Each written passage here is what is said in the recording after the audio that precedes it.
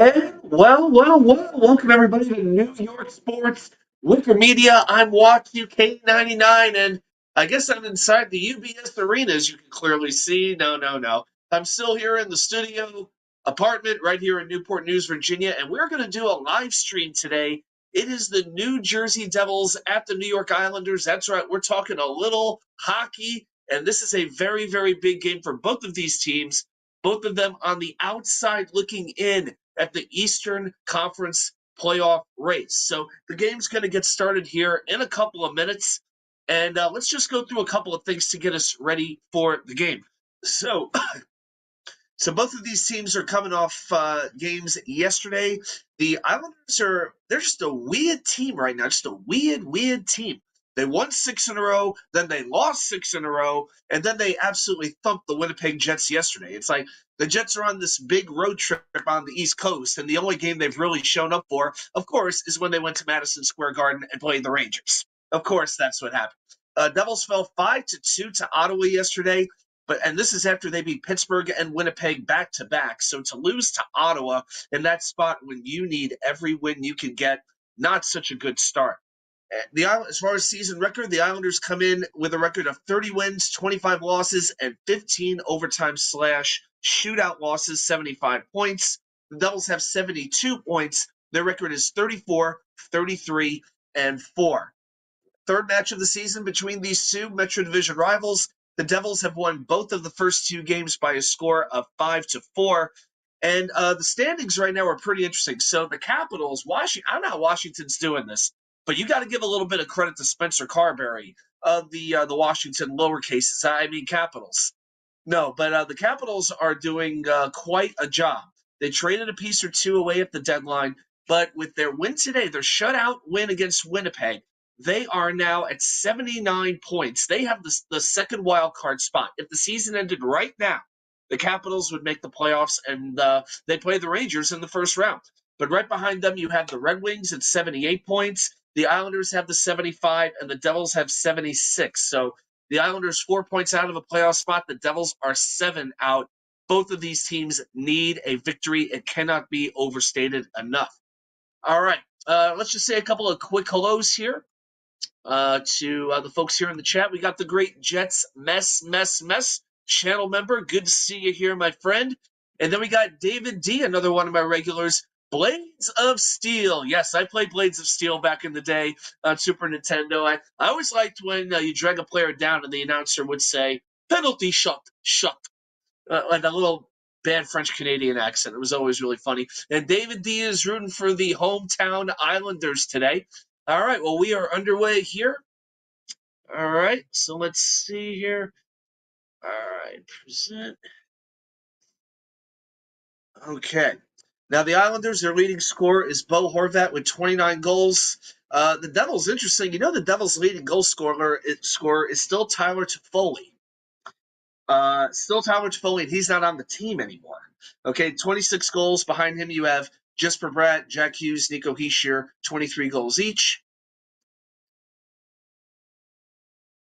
All right.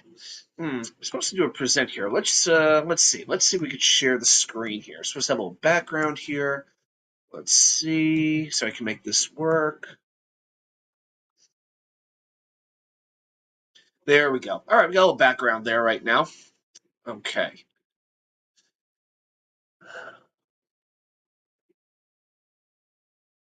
Yeah, got any questions? Got any comments? Any thoughts? Put them right down there in the chat, guys. It's a whole lot more fun when we get to talk to each other.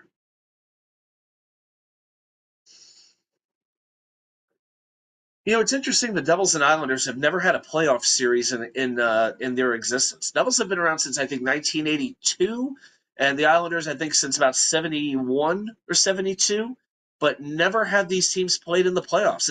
It's strange. It's just like I really wonder how the Devils and Islanders fan base really relates to one another. It's like all they really care about is hating the Rangers. But maybe one of these days, these two teams do need a playoff series just to get a little bit of hatred going. I don't know.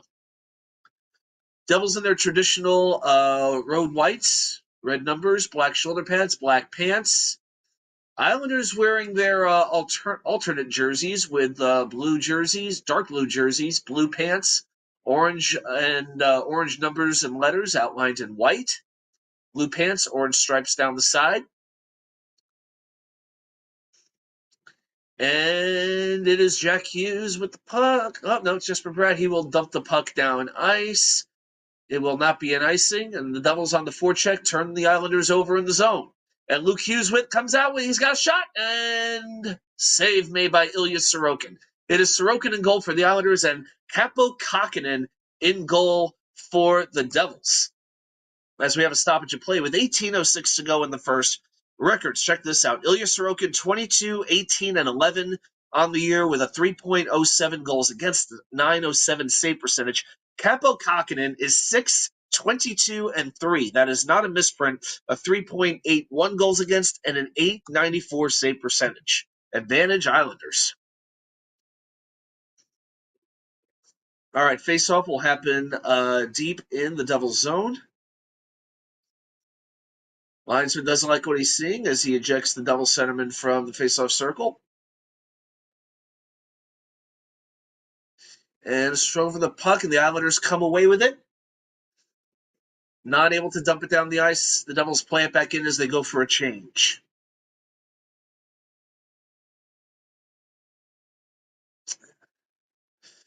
This has been one heck of a hockey season. I got to say, there's like 5 or 6 teams legitimately that could still win the President's Trophy.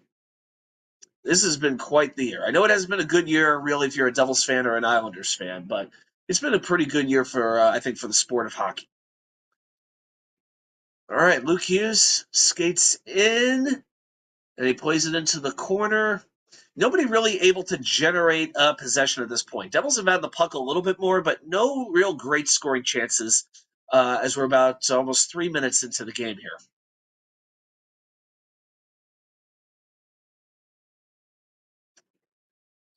It looks like the Devils are dumping into the corner, going for another change. Islanders trying to force their way out, but the Devils playing very, very tight defense. Islanders not able to cause any pressure. And Hischier plays it over to Bastian. And a quick shot from the slot, saved by Sorokin. Good save, and the Islanders gobble up the rebound. No chance for a second opportunity there for the Islanders. And now here's Kyle Palmieri skating into the Devils zone, drops it off, and a quick shot, save by Kaapo Kähkönen. Brock Nelson has it in the corner. Out to the point, shot is knocked aside by Kähkönen, and now the Devils will start out. They have a 2-on-1 if they hurry. Touch pass by Hischier is over the stick of the intended forward, and that scoring chance is thwarted. Devils really going hard on the forecheck here, trying to turn the Islanders over, but Islanders aren't going to have any of it as they dump it down. All right, we are 4 minutes gone here in the first period. Shot 3 for the Devils and 2 for the Islanders.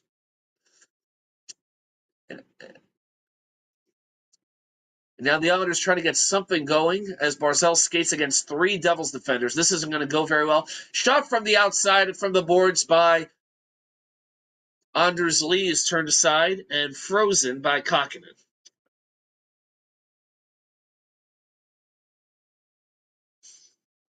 All right.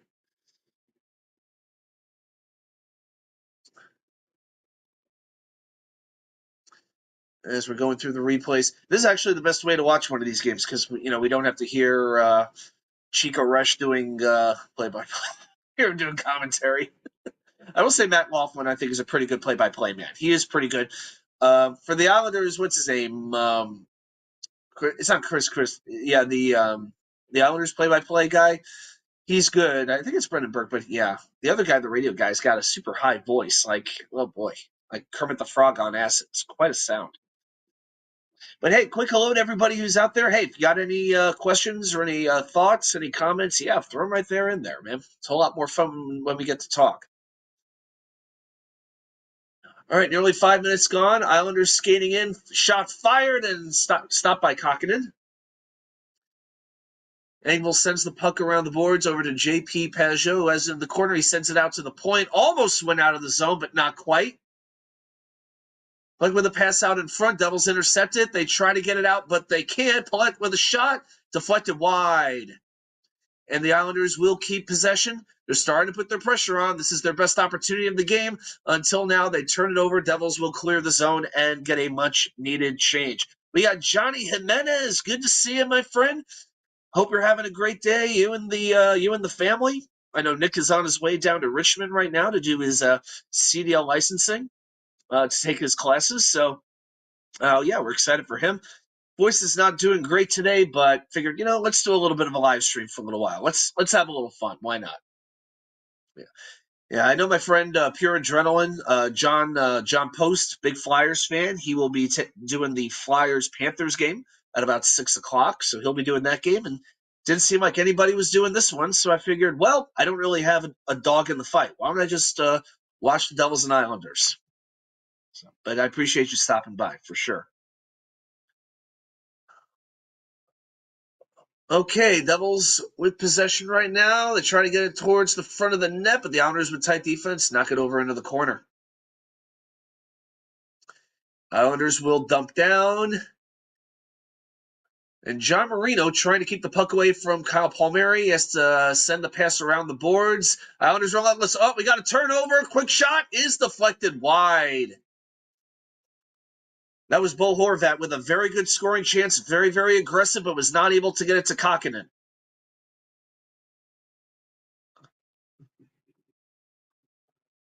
All right, 13-12 to go here in the first period from the UBS Arena, Belmont on Long Island. Hey, what's up, Jeremy? How you doing? Yours too, yeah. I haven't told many people, but just to give you a heads up, I got a job interview for a new position in Raleigh, if you could believe it. And the Devils pressuring. Oh, Sorokin keeps the puck out of the net. Oh, my goodness. The Devils had 2 or 3 pokes at it, but couldn't knock it home. And the Islanders start the other way. Here's Horvat, sends to the front of the net. There will not be a goal, but there is a penalty. The Islanders will go to the power play for the first time in the game with 12:31 to go in the first period. I appreciate the compliment, man. Thank you. The great John Post, very good Flyers fan, but also a fan of the Mets and the Jets. If you're a Mets fan, definitely subscribe to Pure Adrenaline Sports. He does a lot of live streaming for the Mets games. Yeah, you definitely want to check out his channel for sure. Kakkonen, yes. I wonder if Capo Kakkonen and Capo Kakko ever get together for like Finnish food, or who knows what they do. David D, thank you very much. Yeah, it's going to be just going to be a Zoom interview tomorrow because the job is about 3.5 hours from where I live. But, we'll see what winds up happening. Just looking at different opportunities, see what's out there. The good thing is I'm employed. I'm good. It's nothing that I have to do. But if it's the right fit, I have to look at it. Forgive the coughing, guys. Throat's been rough for a little bit today. It's like every time certain people I know are going to every time I swallow, it's like I've got this frustrating, it's very tight in the back of my throat. It actually hurts to do that. So,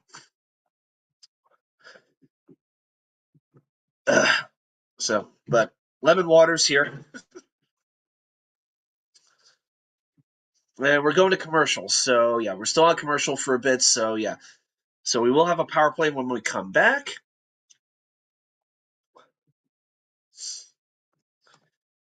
Can you do a food review about Hiawatha? Johnny, what and where is Hiawatha? Wow, got some people pouring in here. This is fantastic. Wow. I've come to a conclusion here. I could do a few live streams now and then. Can't really do it during football season too much because I'm always watching the Jets games with my group. But yeah, if it's a game where I don't have anything like truly invested, if one of my teams isn't playing, I'm open-minded to it. Although I guess Angry Wa 2K is sometimes the most entertaining Wa 2K. So. All right, so number 82 of the Devils is in the box. That's the thing. There's a few injuries on both sides, so yeah, they've been calling up some players that I'm not quite as familiar with. So, but it'll be Eric Halla on the taking the face-off for the Devils against. I think that's going to be Horvat from the Islanders. Islanders control the face-off with 12:25 to go in the first period. Sent out in front. Kakkonen makes the save. Horvat didn't get everything he could on that shot, but he was set up very, very well. Clear to the outside. Noah Dobson. Sends it over to the left point. Dobson looking again. Devils covering very, very well. Over to the left point again. Out to the near boards. Quick shot. Saved by Kokkinen. The puck goes around the boards.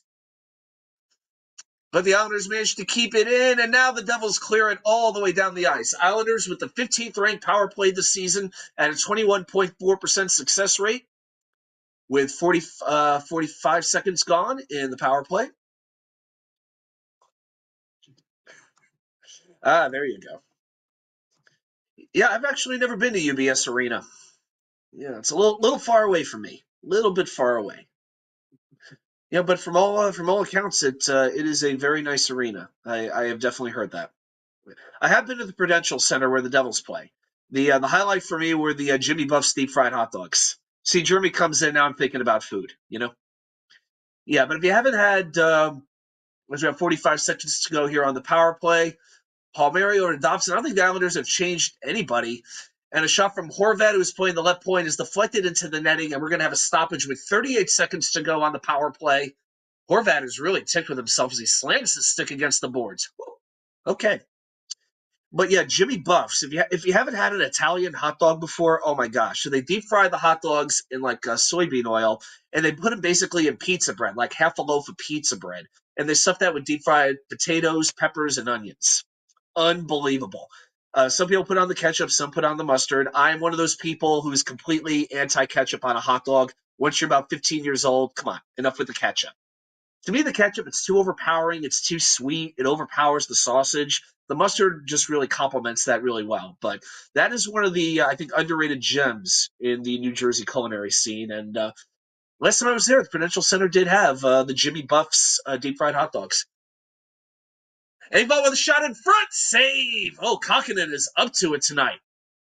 Puck deflects out of play into the netting.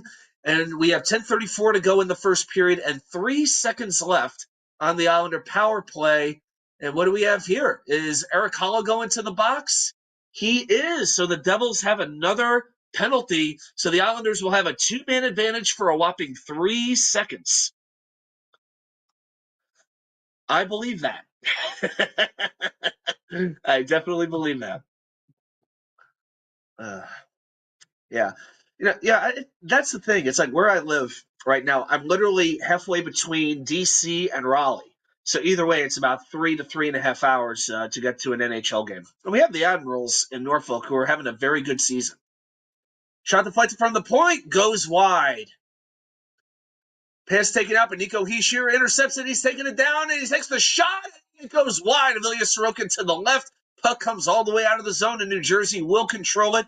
This is going to kill some valuable seconds on that power play. And now they dump it in and go for the change. Islanders retain possession. And they're trying to find their way into the zone. Brad playing that's the thing with the Devils penalty kill. Like the 3 defenders don't sit back by the faceoff circles. They're all up at the blue line. They don't even want to give the Islanders a chance to enter the zone. But they do. Dobson over the left point, slap shot, save. It's a little hard to see who's on the left point.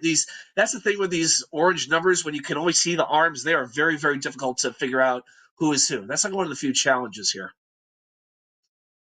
Horvat at the left point, and it looks like Barzal was taken down from behind. No call, though. 53 seconds to go in the second Islander power play. They keep passing around the perimeter, but they're not getting second opportunities. Horvat in front, shot knocked down by Ty Smith, who came over in the Jake Gensel trade. One-time shot saved by Kokkinen. Man alive, and the Devils clear. Kokkinen has not had a very good season, but I got to tell you, he has been up to the challenge so far today. 30 seconds to go in the Islander power play. I'll send it around the boards. And the Devils will send it out again as the final seconds are starting to go tick down. Oh my God. Yeah, I watched that one. I hear once you go Denmark Indy and never go back. That was quite the watch. The thing is, I think if you're wasted enough and you watch Denmark Andy, that's when he starts to actually make sense. That was quite the watch. I'm sorry I missed that live. Wow. All right, power play is killed, so the Islanders are 0 for 2 on the power play. Still no score, 8:15 to go in the first period. Islanders with 8 shots, Devils with 5.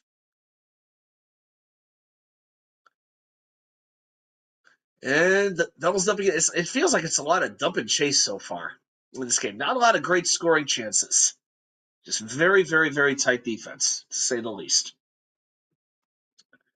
Was once enough for you? We've got a snowball already in the chat. We don't need to bring more snowballs into the mix, do we now? All right, 7:43 to go. And the Islanders have the puck behind their own zone, sending it around, and looks like they're gonna try to break out 2-on-2.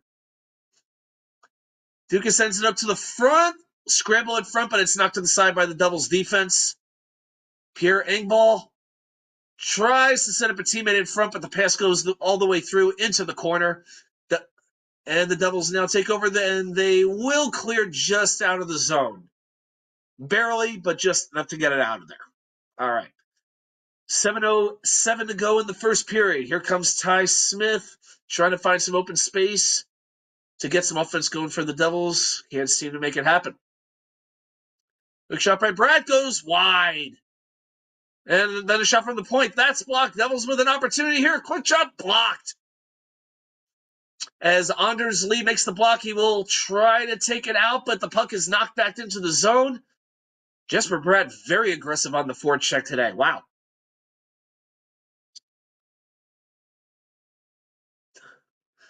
Okay, Timo Meier with the puck for the Devils, plays it back to Bratt, sends it back to Meier, who skates around the net, fires it to the front of the net, but there is nobody there in front.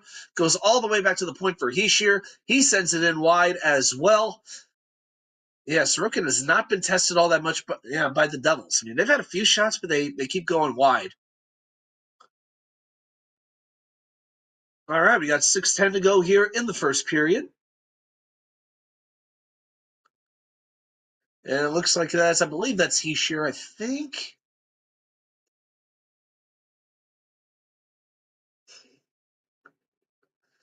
And we got a battle along the boards. Who's going to emerge? It looks like it's going to be the Islanders as they dump it down ice. Race for the puck. Horvat trying to catch up to it, but ball keeps him at bay. Horvat now has it in the corner, but he turns it over, and the Devils start out with it. Nosek dumps it down and and he will go off for a change. 5:34 to go here in the first period. Shots are 9 for the Islanders and 3 for the Devils.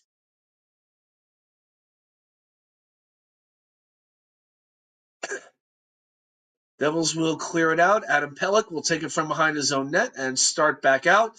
Pass halfway down the ice is taken away. And the Devils will come back the other way. They then send it down. This is a bunch of dump in here, send it back, dump it down, send it back.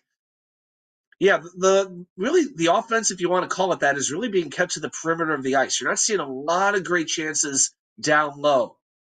And now the Devils with it. Hollow with the shot, saved by Sorokin.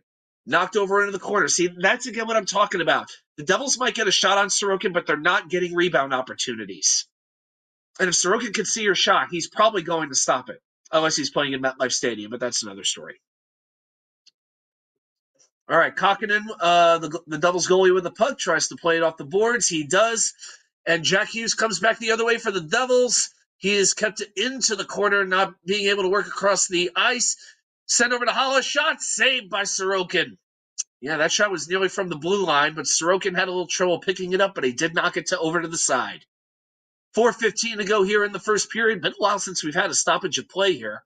I got a feeling a TV timeout's going to be coming very, very soon. All right, Islanders with the puck in their own zone, looking for a way to break out. Anders Lee sends it over to Barzal, but he cannot get it out of the corner. Devils turn it over. They will start the other way. Here comes Hischier. Works his way in, sends it over to Ball against the boards, against the left boards. And that's about where it ends. Brad with it, sends it over to Nosek, and the puck is knocked down. Another block by the Islanders. Man, we check the stats after this. The Islanders are going to have quite a few block shots, no doubt about it.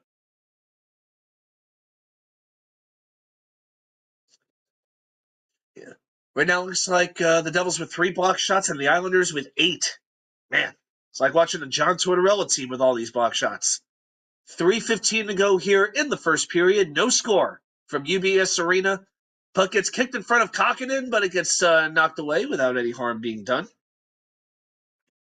And now the Devils work their way across the blue line into Islander territory. Brock Nelson there to break it up quickly, and the Islanders will take the puck back. Under 3 minutes to go here in the first period.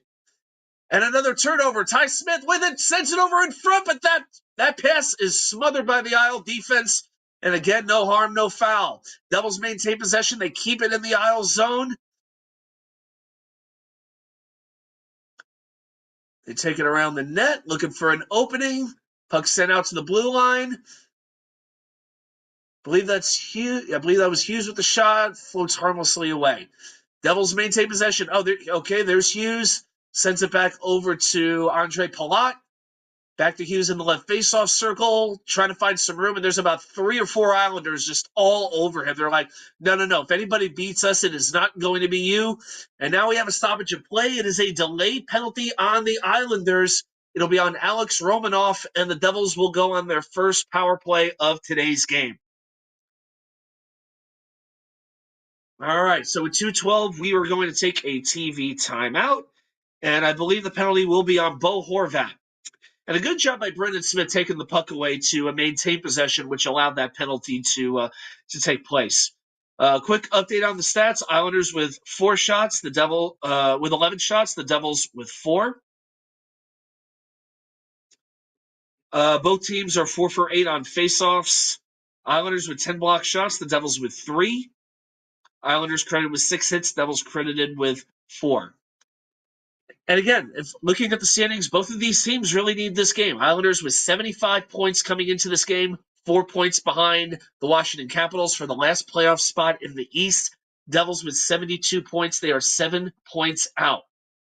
And even then, Detroit is 1 point behind Washington. So both these teams would have to jump both Detroit and Washington. Yeah, Washington with a big 3-0 shutout victory over the Winnipeg Jets earlier today.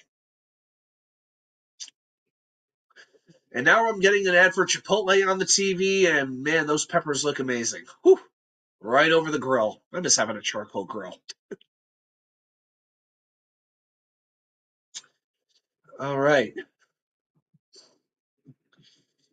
And do a quick check of the NCAA. Wow, Purdue Purdue killed Utah State, 106-67. And now we got Duke against the Dukes, James Madison against Duke. Sounds pretty good to me. I've got quite a few friends that went to James Madison. Yeah, I'd like to see them do well. Yeah, nothing wrong with that. Yeah, and that game is in the South bracket, same as NC State and Marquette. So that'll be the first Sweet 16 game in the South Division, in the South bracket. You know, David D., I never did dig Taco Bell. For a long time, that was about the only Mexican food I would have outside of chips and salsa. But once I actually went to Mexico, it ruined me.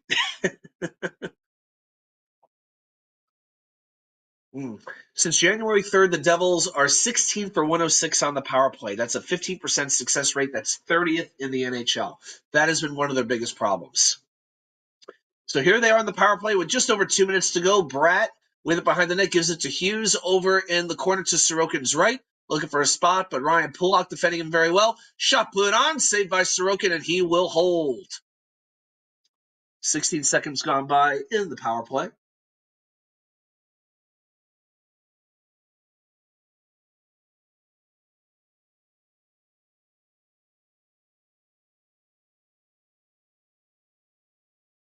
I remember the first time at Taco Bell I had Mexican pizza, and I thought, what the heck am I eating right now?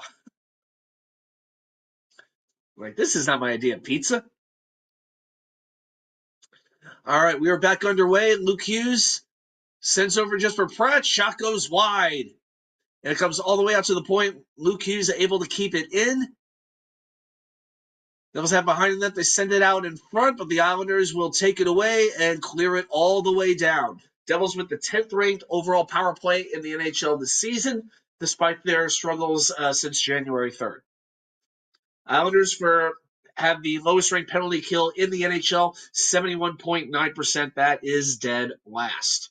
So you have a struggling power play against a struggling penalty kill. 1 minute gone by in the power play, 1:10 to go here in the first period. Devils send it around the board, then out to the point. Hughes, Luke to Jack, I should say. Yeah, Luke to Jack. He sends it out in front. Over to the corner inside, shot in front by Hughes, goes wide. Man, they've been shooting wide all night. Cal Clutterbuck trying to keep it away. We have a whistle here. Looks like we might have another penalty. This might be on Clutterbuck. Can we see our second two-man advantage of the game? It looks like it's going to be a cross-checking call on Cal Clutterbuck. So the Devils will have a two-man advantage for 37 seconds. Let's check it out. Clutterbuck. Yep. Cross-check Nico Hischier from behind. Absolutely. That's a penalty. There is no way around it. Yep. He absolutely did.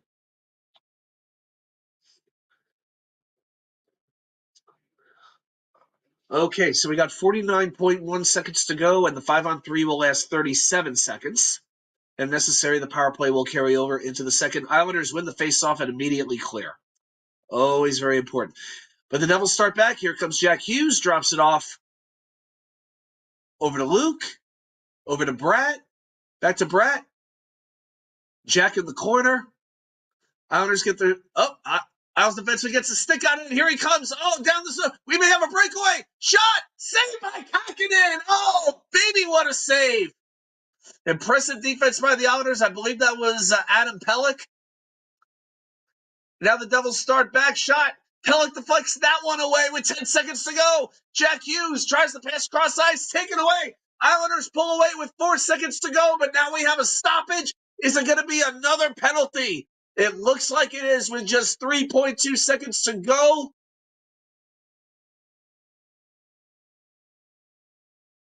Wow. Casey Cizikas will go into the box, and the Devils take it's going to be another two-man. It's going to be a two-man advantage again. Man, oh man. But yeah, tremendous effort by Adam Pelech to force the turnover, and then to actually beat a forward for the puck and get a really good shot on net. But Kakinen with a great glove save. Just really that simple, man. But then Cizikas did trip up Hughes. The ref didn't have to call it, but he did. So with 4.6 seconds to go, the Islanders again are 2 men down. And here's the faceoff. Islanders control it. They will keep the puck against the boards, and that, my friends, will end the first period. All right, so it's going to be time for a little intermission over here. All right, so it should be about 1 minute, 10 seconds of a two-man advantage when we resume play in about 15 minutes for the second period. Just to go through, let's go through a couple of stats over here. Let's kind of see where we are. There we go. Says that John Marino is day-to-day, but yeah, Marino is actually playing this game. All right, let's look at a few team stats right here. Islanders out shooting the Devils 13-5, out hitting them 6-4. Faceoffs very, very close. Each team with 2 power plays up to this point. 11 block shots by the Islanders. That has been key for them. They've done a very good job with blocking shots. And let's see if we can get a little thing on time of possession here. Ice time. It's a little, it's a little bit early with some of these, I guess, but yeah, Jesper Bratt and Nico Hischier getting the most ice time for the Devils on offense. Luke Hughes leading the Devils on defense, and then for the Islanders, let's see, Bo Horvat at 7:38, Kyle Palmieri was 7:17, leading the charge. And on defense, I would guess it's probably Pelech and Dobson probably. Actually, it's Ryan Pulak and Noah Dobson getting the bulk of the time up to this point. All right.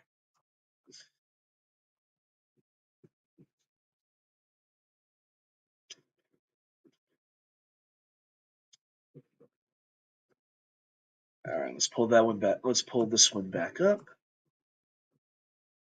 And we'll go back to the Gamecast. There we go. There's one challenge. We got to fill up 2 15-minute intermissions, right? Maybe I should switch over to basketball. I don't know. But, all right, so looking ahead as the Chipotle ad comes back on, Be Still My Heart. I don't know about the chicken El Pastor, though. If I keep talking about Chipotle, I'm going to become, Jake Asman's going to accuse me of ripping off his gimmick. We don't want that. I think he has rights on Chipotle talk amongst Jets fans who do content. So,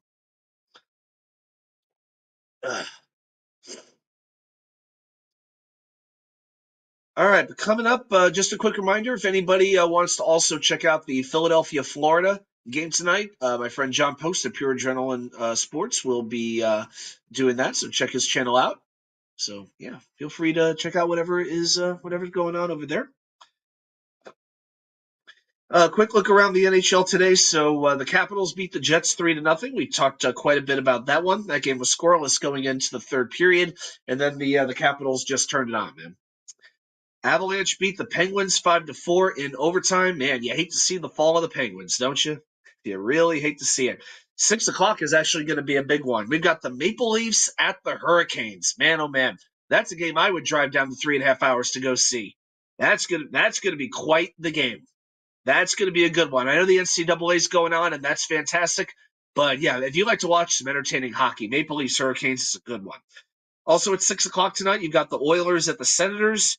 I mentioned Panthers Flyers. 8 o'clock, the Stars at the Coyotes.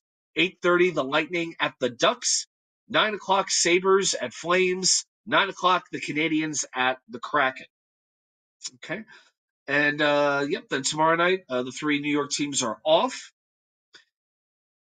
And then Tuesday, I think most of the local teams are back in action. Yeah, so Tuesday night, let's see, the Devils play at the Maple Leafs, 7:30. That's gonna be a challenge for them. 7 o'clock, you got 2 big ones. You got the Hurricanes at the Penguins, and 7 o'clock also Flyers at the Rangers. Potentially a first-round playoff preview. It could very well happen. Papayete, how you doing, man? Shalom, yes, good to see you. No, I haven't changed allegiances or anything like that, but I figured I would just come on and live stream Devils Islanders today. Figured there'd be some Devils fans, some Islanders fans. I'm like, why not do that? Why not have a little bit of fun? Actually, no, we've got the blue going right now. I think, yeah, let's change this. Let's change it over to green. I don't have a red background, but yeah, I've got blue, I've got green, and I've got orange. So we'll just kind of change it a little bit. Devils used to wear green in their uniforms, so yeah, I'm gonna switch it over to green. Then maybe at the end of the show, I'll switch it up again for the third period. So yeah, kind of a quiet day. You know what? We all need those once in a while, for sure. Certainly in the world of football, it is. But yeah, baseball's getting ready to start on Thursday. That's going to be a whole lot of fun. Hopefully, it will not rain. But it's going to be, yeah. So I know the Mets host the Brewers on Thursday. Doesn't it feel weird that the season technically has already started? It's just weird that they had all those games in Korea, and nobody cares. Nobody even noticed. So yeah, it's gonna be Brewers at Mets 1 o'clock on Thursday, and the Yankees at the Astros 4:10. Wow, let's get Yankees Astros going right now. I like it. I like it. By the way, if you are a Mets fan, definitely check out the New York Sports WickerMedia channel. I've done a few videos. Actually, no, I'll bring this back up. I'm gonna put myself back up there. Yeah, I'll put the Gamecast back up once we resume playing.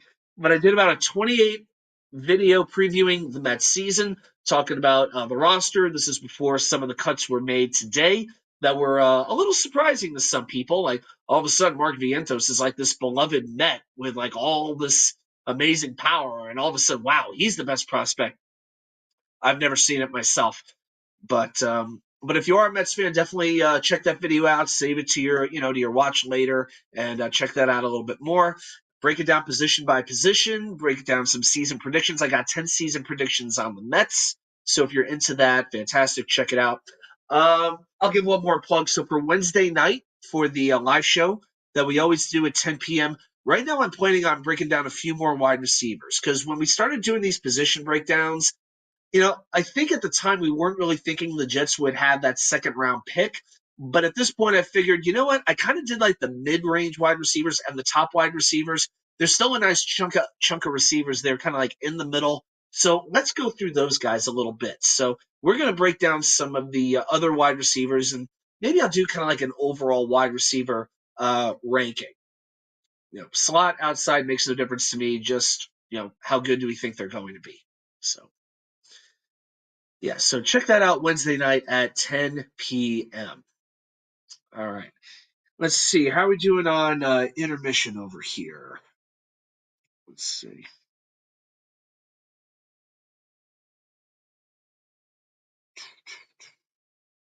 Sunday. We still got about 9 minutes to go before we resume play at UBS Arena.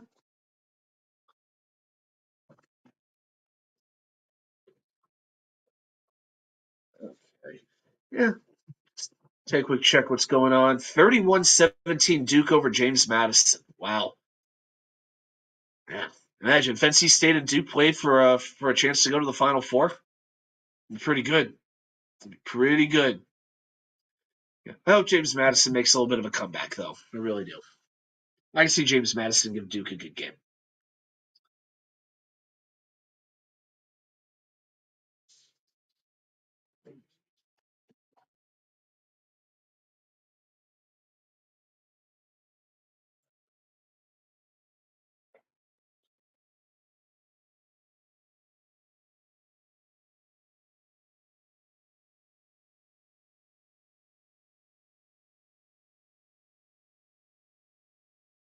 Oh, the annual owners meetings are going on in Orlando right now in the NFL? Oh, okay. Great. Yeah, let's see what more rules they can come up with to mess with the game, right? Now they're taking away the hip drop tackle and just whatever it takes to make it harder to play defense. That's apparently what the NFL wants to do. It's basically what it comes down to.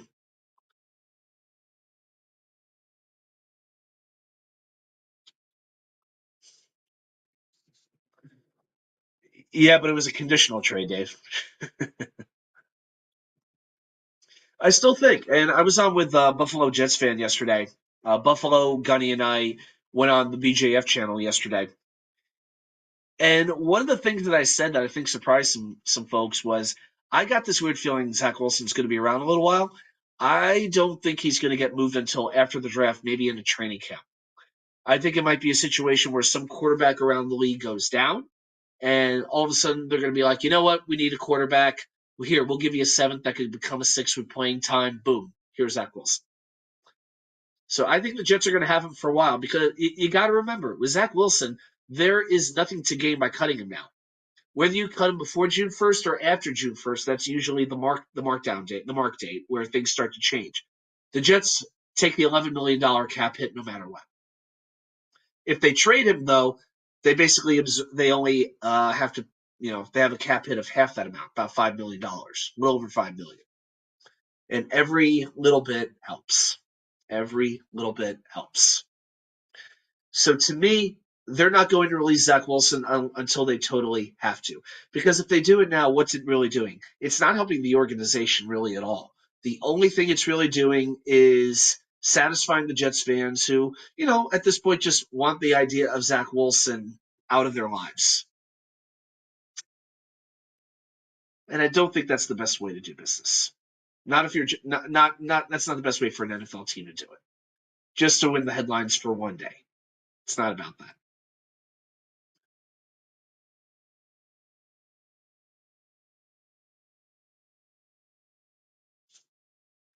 All right, we'll be back on in about 6 minutes with the second period.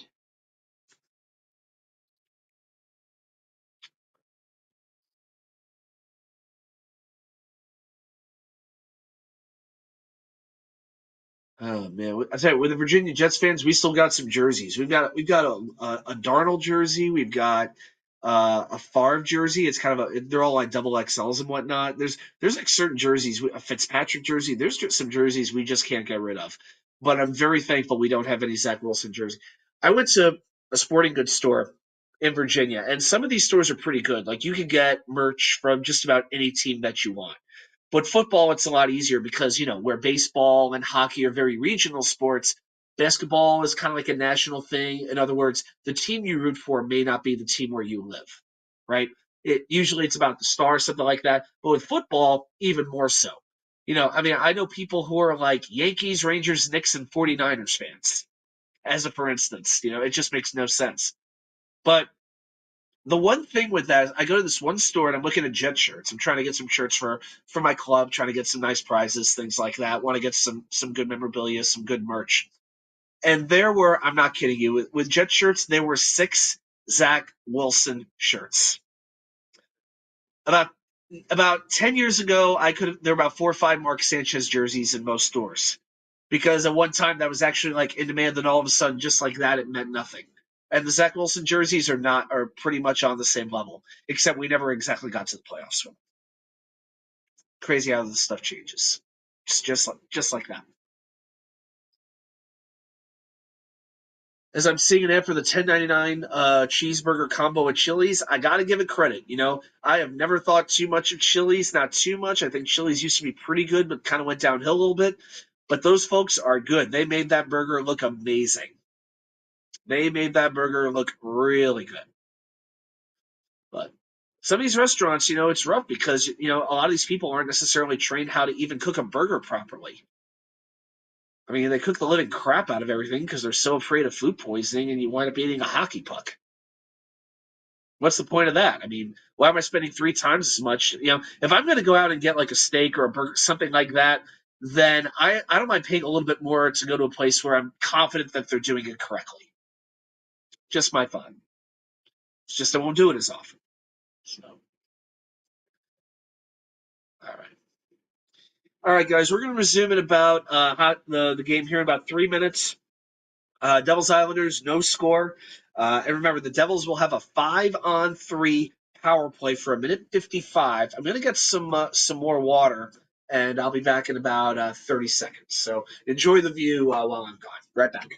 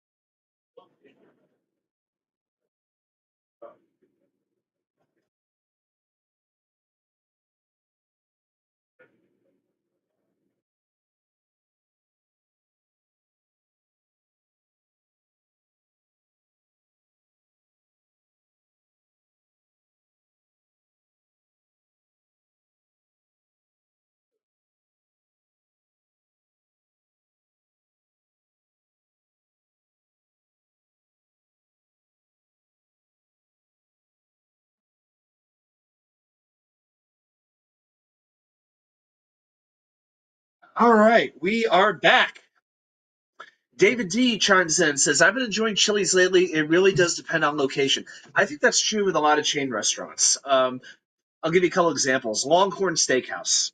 I've been to 1 or 2 that were amazing, and I've been to 1 or 2 that were very disappointing. I remember one in Virginia Beach got a New York strip that was fantastic, well seasoned, very, very juicy, cooked how I wanted it. And then I went to one a little closer to my house here in Newport News, which, how do I say this? Not quite as affluent. But yeah, the T-bone was just, it didn't have a good sear on it. It was like thick in some parts, thin in other parts. That was disappointing. The bread's good, hey, but I feel the same way about like Chipotle. I mean, I do like Chipotle, but I feel like Chipotle is kind of dependent on where you go. If you're in a good neighborhood, the Chipotle is like clean, it's classy, it's really, really good. But if you go to like the mall Chipotle, you know what I'm talking about? Uh-uh. No, no, no, no, no, no, no. You get like more like steak grease than you get steak. So yeah, but I absolutely agree with your take. I'll tell you one place that has disappointed me is Outback. I used to be like the biggest Outback fan when I was a kid. For anybody who's like who grew up like in like where I did like Central Jersey, there was like an Outback when I was growing up around let's say like the mid '90s when Outback first really started to expand like out of Florida and around the country. If you got there at 6 o'clock on a Friday, you weren't eating until 8 p.m. at night. The line to get in was crazy for Outback. And now it's at the point the bloomin' onion is still amazing. Don't get me wrong, but I mean, you can't eat a whole one on your own. Not if you want to wake up the next morning. But to me, the steaks are like over seasoned at this point, and for me to say a steak is over seasoned, that's saying something. All right, so to me, yeah, I don't know. I've kind of lost it for them. It's like give me like the bloomin' burger with like the onion petals on top. Just get some of that crispy onion, and that's all you really need. But it's a shame because I grew up loving Outback. Just love it. Like I have my order memorized. Grilled shrimp on the Barbie with the large Outback special, medium rare, house salad, mustard vinaigrette, no croutons, baked potato, butter, cheese, green onions, no sour cream. Still got it down. All right, guys, we're going to resume the second period. It's almost time to kick it up. Before we do, just wanted to send a little toast to everybody. If everybody can see this, a little shot of Fireball in my Jet shot glass. So, guys, thanks for joining me today so far. And we got a little more hockey to go, but just a quick shot for you. Here's to you guys.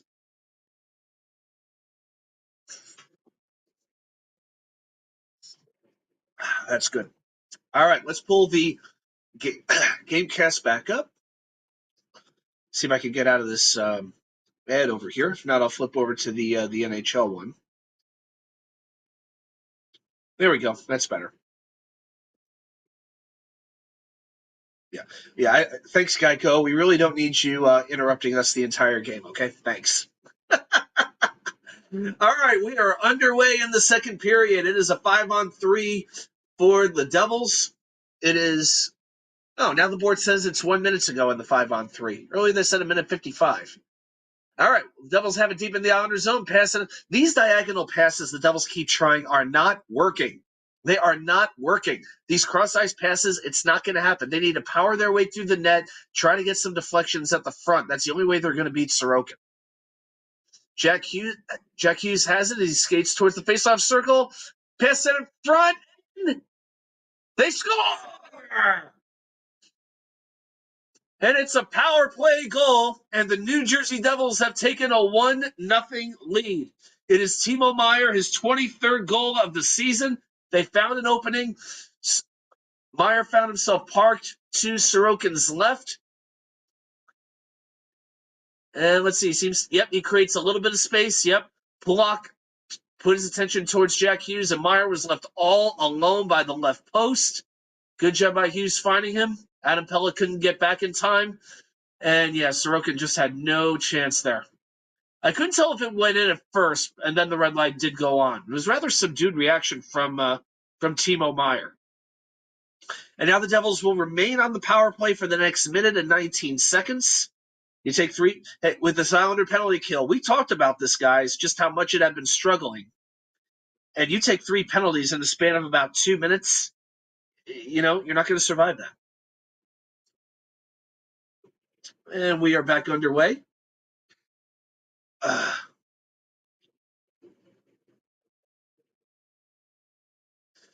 Islanders intercept the pass, and they send it all the way down. 1 minute to go in the double power play.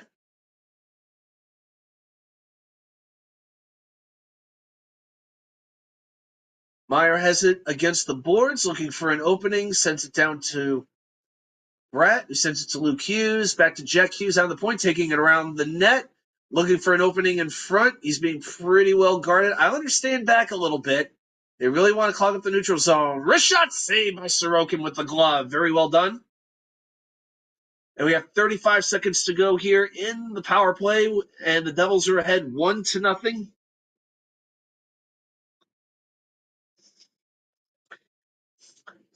Score on the goal, it is Timo Meier's 23rd goal of the season. Assist from Jack Hughes and Luke Hughes. Time 38 seconds, and it is a power play goal.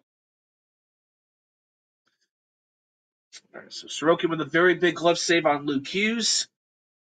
And now here we go with the face-off, and Pajot controls it, beats Timo Meier on that face-off, sends it around, but the Devils take it right back over.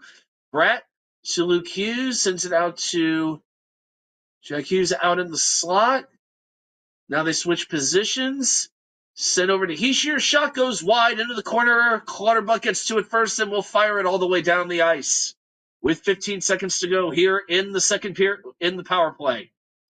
And we have a stoppage. Let's see what we have going on here. That puck may have been played with a high stick. It looks like Clutterbuck knocked the puck down and then sent it out of the zone, and the referees are calling a high stick on that, meaning the faceoff will be deep in the Islanders' zone, and with 15 seconds left on the power play, that's a big deal. Devils win the faceoff. Slap shot from Hughes. Jack from Luke Hughes. Save! And here's another opportunity. Sorokin will cover it up. But that was actually Dawson Mercer with that opportunity. And that was off a giveaway by Ryan Pulak, but Sorokin bails his team out on that one. Yeah, Hallow was in front, was able to find Jack Hughes. Mercer tried to knock it in on the rebound, but Sorokin was equal to the task.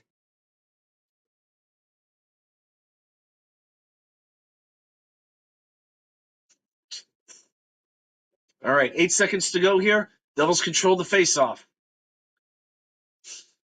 John Marino floats a wrist shot in, but it floats harmlessly aside. Devils still with control. Hughes with a shot, falls down. I think he broke his stick. Yep, his stick split in about 3 pieces. The power play is over. And Clutterbuck works his way down. Sends it for Cizikas, who tips it wide. Amon St. Calvin Sanders. Okay, Amon St. Calvin Sanders. Let's go, Red Wings. I guess Devils go, please, a 3-point game. All right, so he wants. Now, if you're a Red Wings fan, I think you'd want the Devils to win. You just don't want the Islanders to win because the Islanders are a little bit closer to you right now. Yeah, right now the Islanders are 3 behind the Red Wings, and the Devils are 6 behind the Red Wings. All right, Amon, I'm a little. All right, help me understand that. As we have a big mid-ice collision, and 2 of the Islanders are down. The Devils break down a 2-on-1. Jack Hughes scores! And it is a 2-0 Devils lead. And we're going to have a little bit of a ruckus down over here by the bench. Barzal is ticked off. Noah Dobson got hit, and he got hit hard. And the referees allow play to continue. He's limping his way back to the bench. It looks like Horvat and Dobson collided. It almost looked like a knee-on-knee. Oh, my gosh, that did not look good. And at that point, it was basically all over. It was pretty much a 2-on-1. And, yeah. Wow. And Hughes just puts it right over Sorokin's shoulder into the net. Jack Hughes with his 24th goal on the season.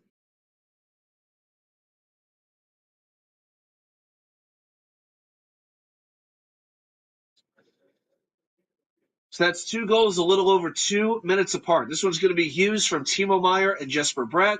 Jack Hughes with his 24th goal of the season. It's a 2-0 Devils lead.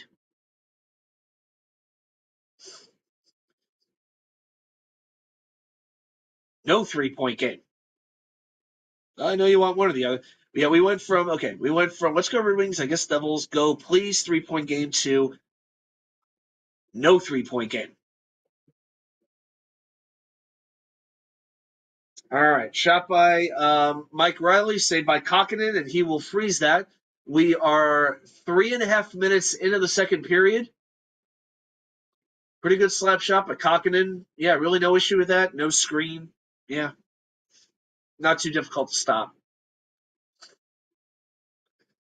Mike Riley. Must have been a recent call. I'm not as familiar with him.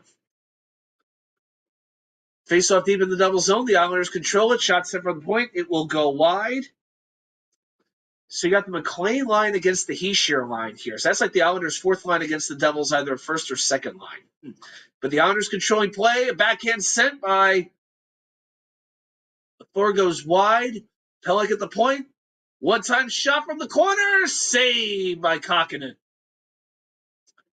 And we got a battle along the boards. Who's gonna take control of it? You got about 3 Devils and 2 Islanders. Looks like it might be Clutterbuck. Nah, looks like it's still a little bit of a struggle here. McLean could use a little bit of help from Clutterbuck, that's for sure.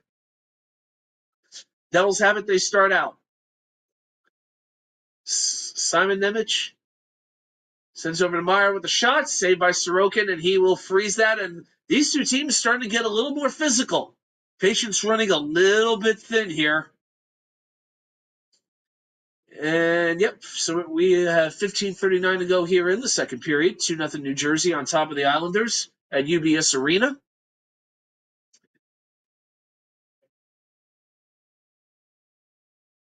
Yeah, McLean and was that Heeshear kind of going at it there? Looked like.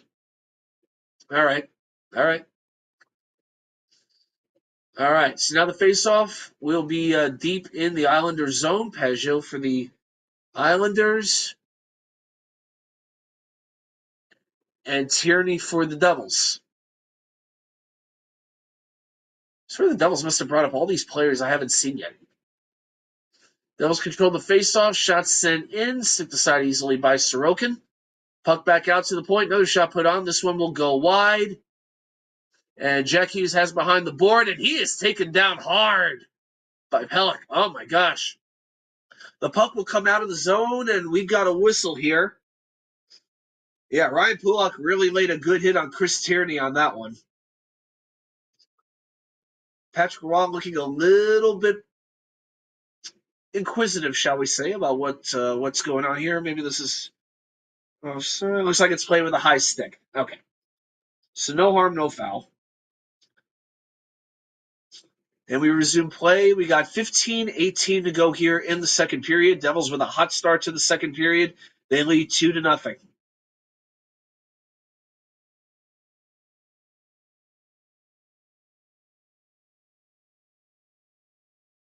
Puck behind the Devils' net. Palmieri going deep with a hard forecheck on Nemec, I believe that was. Okay. Puck goes sent all the way down. I don't even think there's been an icing yet in this game, for one thing. Very interesting. Luke Hughes with a shot from the point, gloved by Sorokin, and we have that'll be a stoppage. I think we're going to have a TV timeout at this point, with 14:47 to go here in the second period. As Bortuzzo skates over to the bench, Romanov finds his place as well. You know, reading the faces of the Islanders, I'm just seeing a lot of frustration and just disgust in their faces right now. They don't look happy. They don't look very confident right now. Yeah, I don't know. That's like one thing the Islanders just don't have, is that player who can really take over a game and say, climb on board, guys, I'll carry you. Shot from the point by Luke Hughes is gloved by Sorokin. Sorokin having to freeze the puck quite a bit here.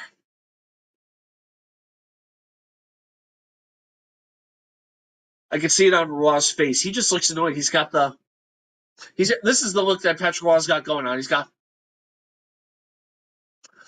like, I want to say something, but I can't say it.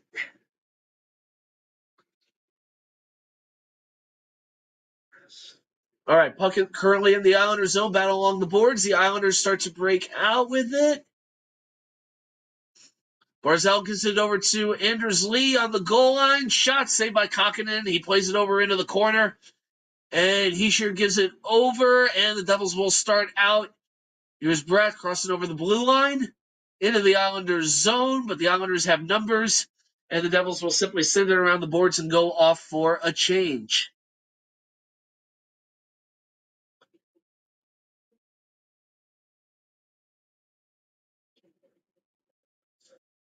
Devils have it down low. Shot, scores! Oh, my goodness. I think that was Nemec. Oh, my goodness. Man, I'll tell you what, when the Islanders have played pretty good defense, but when they don't, the Devils take advantage every time. The Devils are taking advantage of every blown opportunity here. The goal is Alexander Holtz. So it's a deep turnover by Anders Lee. And then, the Devils the Devils steal it. Nemec steals it, sends it through two Islanders, straight to Alexander Holtz, probably the Devils' prize prospect who they refused to trade during the deadline, and he fires a one-timer right into the net. The Islanders are calling timeout here with 13:48 to go in the second period. Refresh the screen. Yes, sir. There you go, just like that.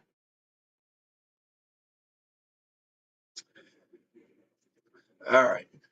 Yeah, one of the first times we're doing this, so yeah, maybe I need to click on it periodically. Maybe that's what I have to do. So after no goals in the first period, the Devils have scored 3 times in under 6 minutes. All right, Dave, everything should be good now, right? Move that back up a little bit. Let's see if ESPN still has like freaking gambling ads. Yeah, don't really want to see that. Yeah, I think the NHL one looks a little bit better than the ESPN one. All right, we're about to resume here. Let's see if we go box score, play-by-play. Yeah, I'll go summary. Yeah, that display looks a little bit better. Okay, there we go. 3-0 on refresh. Sorry, brother. I'm sorry. I am a Rangers fan, but I admit, if I had to root for one team over the other, I'm definitely going to support the Islanders over the Devils. I make no bones about that. Don't tell Vervain, though.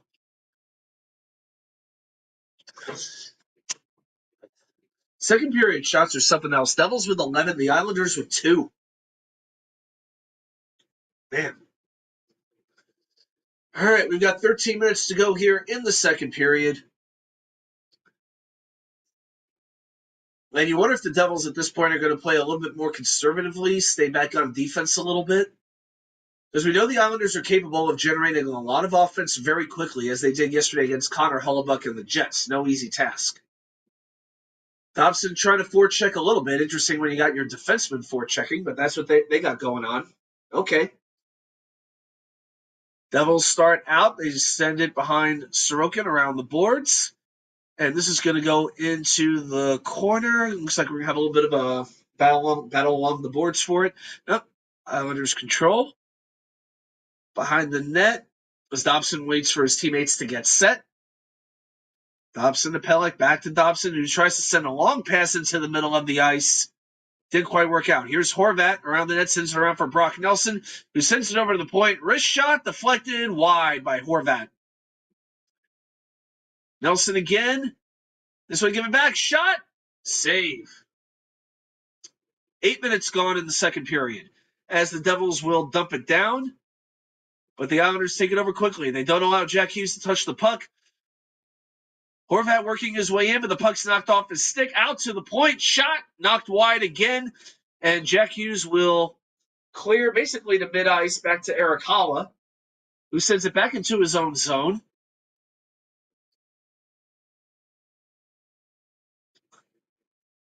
And now it's Pulock behind his own net for the Islanders. Looking for an opening. He sends it off the boards all the way down. And icing is waved as Ball sends it over to Marino behind the net for the Devils. Islanders forechecking, trying to get aggressive. They know they got to turn it on right now. Shot from the point, saved by Kokkonen.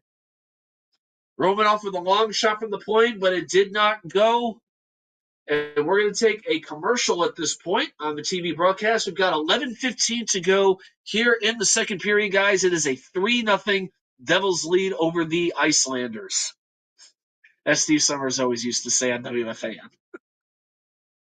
Little fireball left? Not much. Nice and chilled. That's good stuff. All right, quick check on stats here. So total shots on goal, 18 for the Devils, 17 for the Islanders. However, the Devils are outshooting the Islanders in the second period, 12-4. Man, Whatever Coach Travis Green said in the locker room, it worked. He basically probably said, "You know you're more talented. Go take it to them." Was probably what he wound up saying. Yeah. Early in the first period, the Islanders were really blocking shots. You're not seeing that as much right now. Just I don't know. It's just they're out of position. Every time the Devils just take advantage of it. They get these sort of like odd man situations. They take advantage of it. Let's take a quick check on basketball. 47-25 Duke over James Madison at halftime and 7-5 Clemson over Baylor. I was surprised Clemson advanced. I did not think that was going to happen. All right. A little more water.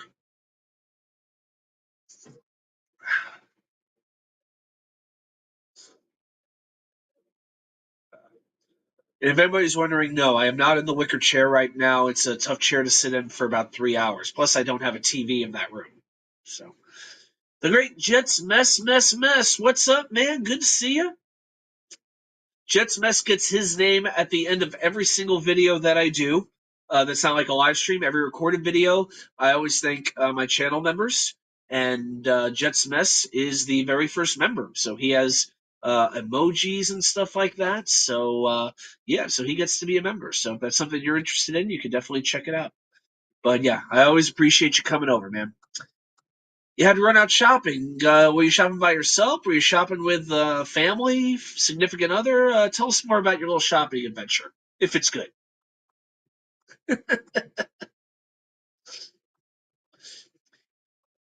Oh, I know what you're doing. Yeah, you're sending the wheel over. Oh yeah. Jets. Hey, you know what? I think I can make that. I can make that happen. There you go.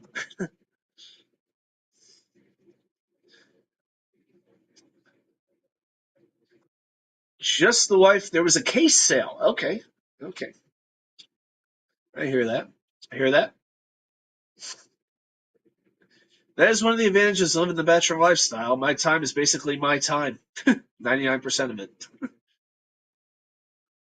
All right. So let's see. We've got 10:54 to go here in the second period, nearly to the halfway point of the game. Faceoff will be in the double zone, and the faceoff is controlled by New Jersey as Nemec will send it around the boards, and the Devils will start out into the Islanders zone, going for the forecheck. Nope, not going to work as the Islanders will take it back, and they will start the other way.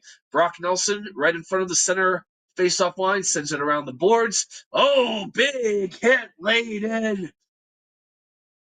I'm not sure that was Romanov. Not sure who that was. I think that was Kyle McLean. Yeah, that was McLean. I think it was on Brendan Smith. That was a big hit that he laid out. And we're going to have an icing here, and the faceoff will come back in the Devil's zone. Very good hit by McLean.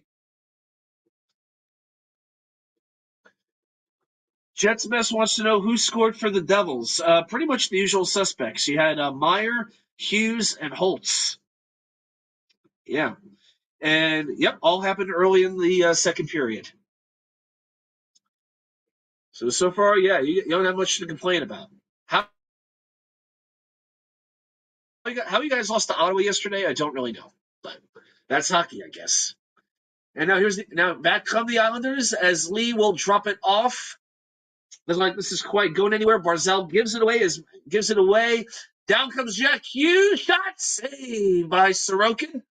Mike Riley will try to send it around the boards. Islanders working their way out as they cut across center ice. Here's Lee, but he's surrounded by four Devils. Gives it back up to Barzal. Shot is deflected out of play. And we have 9:51 to go here in the second period, and it looks like we're going to take a TV timeout. All right, so we got a 3-0 Devils lead with 9:51 to go here in the second period.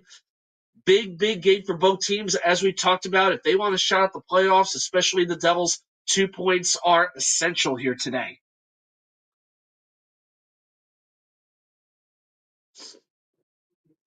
All right.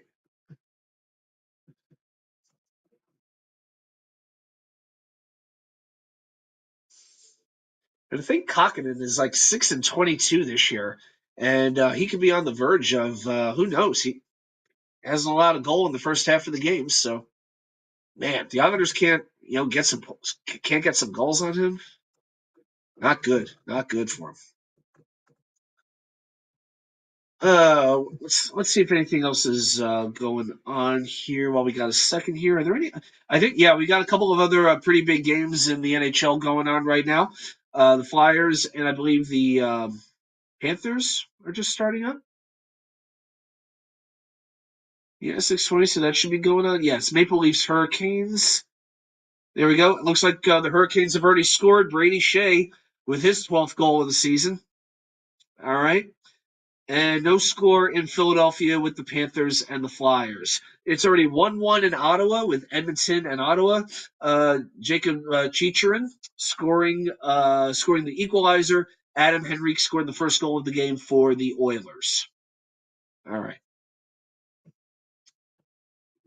Quick look around the league. I need like a sponsor for these things, just have somebody to say like Tullamore, Tullamore, Tullamore, do. Yep, Saturday and Sunday. Yeah, done a lot of content this week, no doubt about it. Done baseball, done football. Now we're doing hockey. Yeah, a little bit of everything. A little bit of everything. It's a different way to do it, but I never want it to be like the the 15th or 10th best Jets only content creator. Just figured, I got to do this the best way I know how, and hopefully some people dig it.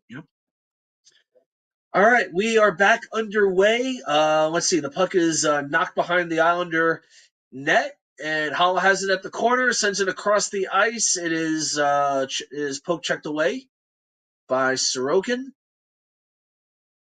and the Islanders will try to break out. Looks like that's Cizikas, I think, and it's sent down ice. Tries to lay a hit in on. Was that on number 11 for the Devils? But he actually knocked his own self down. Yeah, I think this is the Devils' fourth line. These guys I haven't seen quite as frequently. I know I didn't see him in the playoff series. I guess it's Michael McLeod is under the whole investigation thing with that old team. I guess they had to bring up some players. And here come the Islanders. Nelson with a pass across for Palmieri, knocked aside. That was one of the best opportunities the Islanders have had today. And here come the Devils. Here's Meyer with a shot, saved by Sorokin.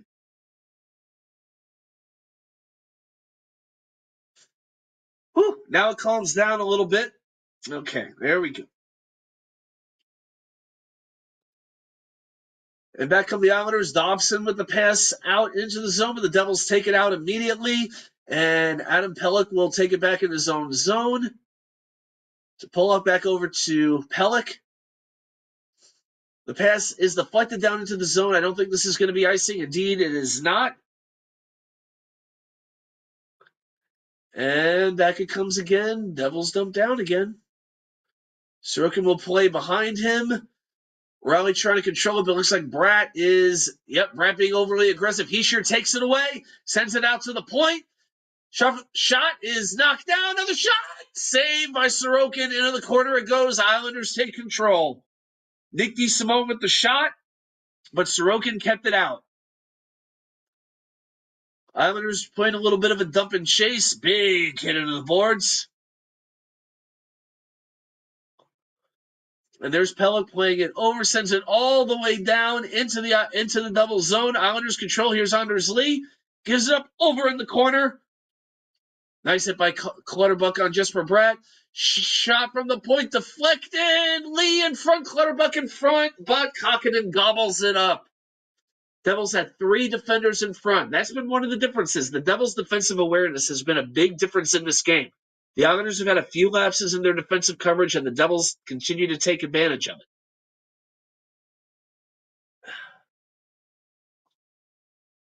All right, we got 7:22 to go here in the second period. Why am I not shocked?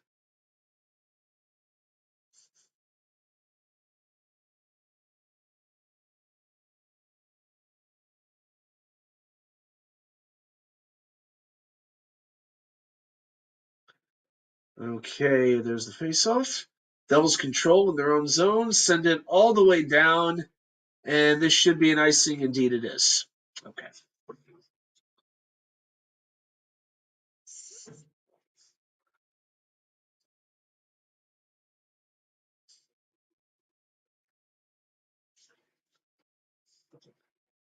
Oops. Devils in defense, you make me laugh. Yeah, I mean that's what we've seen so far. What can I say? All right, Pajot and Hala on the defense in the Devils zone. Pajot controls it, sends it back out to the point. And the shot deflected into nowhere. Okay, great.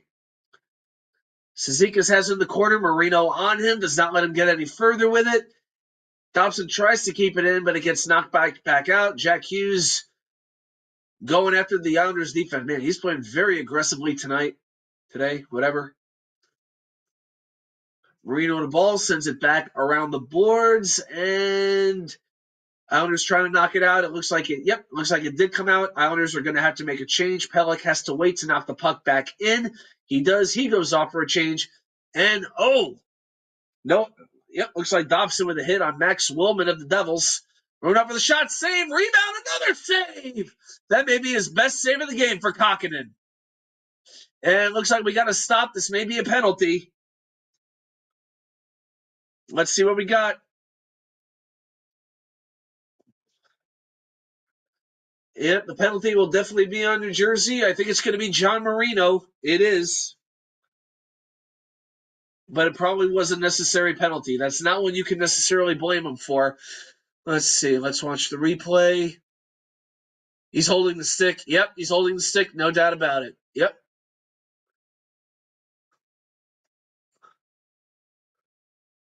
So McLean had the shot.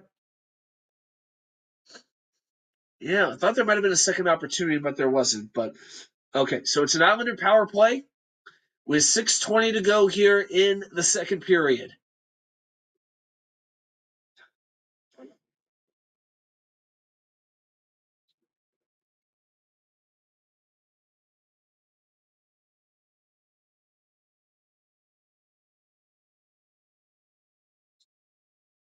Islanders have not scored on the power play or in any situation yet today.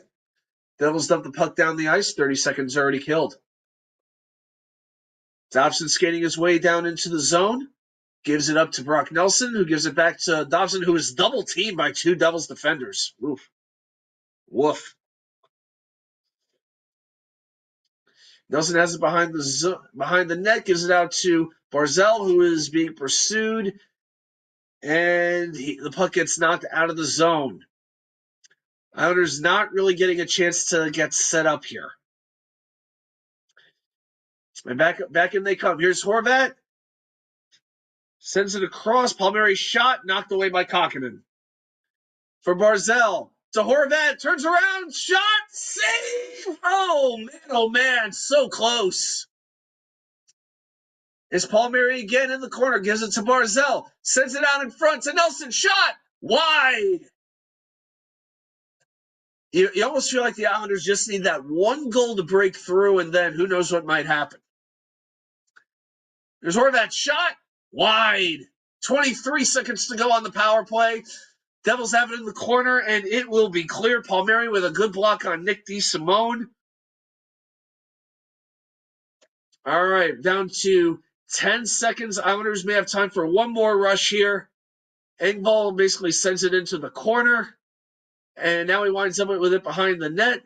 3, 2, 1, and the power play is over. That was a big opportunity for the Islanders that did not quite work out for them.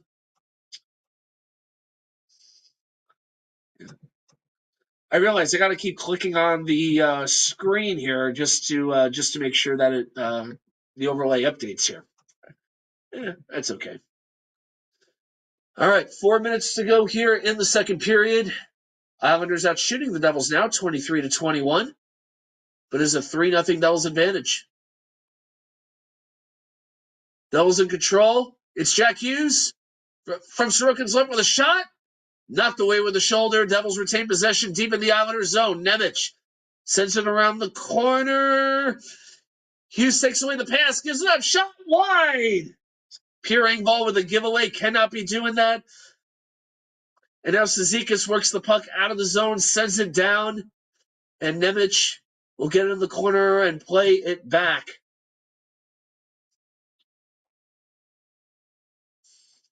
3:15 to go here in the second period, and Heischer is hit hard. This is going to be a powerful. Oh, and we got a fight here. It's Anders Lee and Timo Meyer. Lee takes down Meyer as Lee's helmet goes flying. Oh, and he's gritting his teeth. Oh, he's ticked off. Oh, boy. It was no Matt Rempe fight, but I didn't expect Lee and Meyer to wind up in a fight, but I got to tell you, he may have gotten his bell rung, guys. That did not look so good. Lee and Meyer are barking at each other. Yeah, we'll definitely get a replay here, but I think we got I think we got some 5-minute penalties coming up here. It was like a hip check by Lee on Heischer is what it was, and Heischer just kind of went into the boards. This wasn't a blow to the head, but it was the fact that like a hip check is usually a hit that could get penalized, but doing it against the boards, yeah, the risk for injury is going to be higher. All right, I think the referees are probably going to take a minute to kind of sort this out and figure out what they're going to do in terms of penalties here, but I definitely think we're going to get something.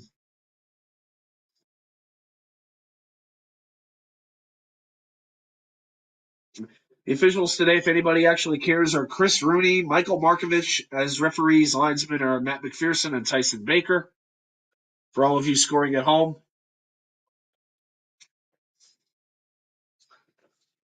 Yeah, we are in a TV timeout, so they'll probably be back in a moment here. But I will be interested to see if there's any loss of manpower here, as opposed to just coincidental or coinciding penalties.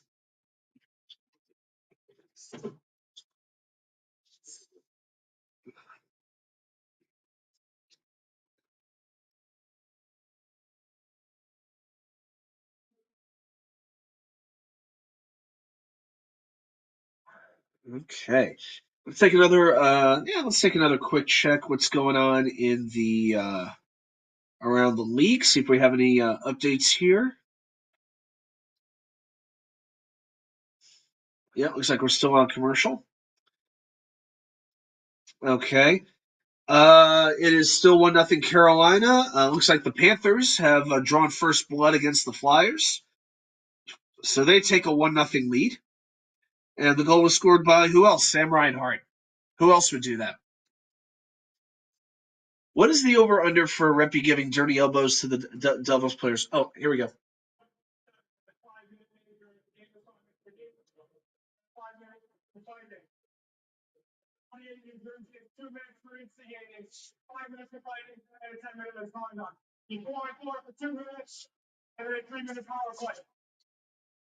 Okay, this is it. So it's going to be 4-on-4 for 2 minutes, then a 3-minute power play for the Devils. Anders Lee for kneeing is getting a 5-minute game misconduct. So he is out of the game. And there is a 10-minute misconduct as well. Let's see. Yeah, let's see if we have the full details here. But but the Islanders have lost their captain for the rest of the game. Wow. And again, just the thing with the elbows, again, he's still learning how to really play. He has to be more responsible with how he uses himself.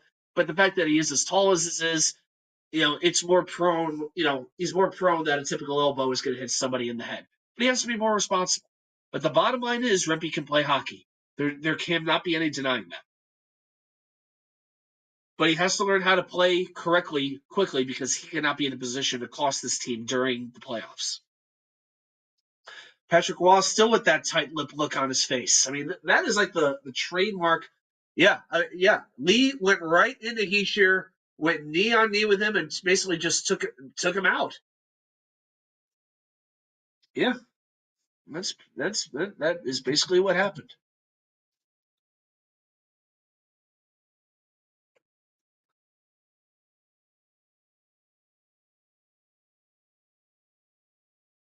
All right. So what they said, I believe it's going to be 4-on-4 for 2 minutes, and then the Devils have a 3-minute power play.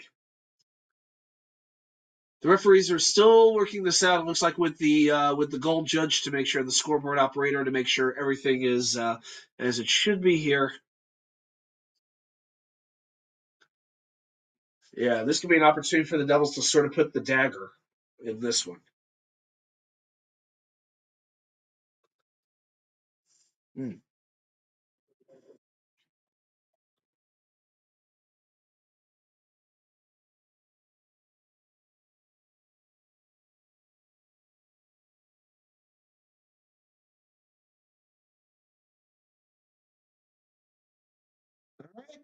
Let's see.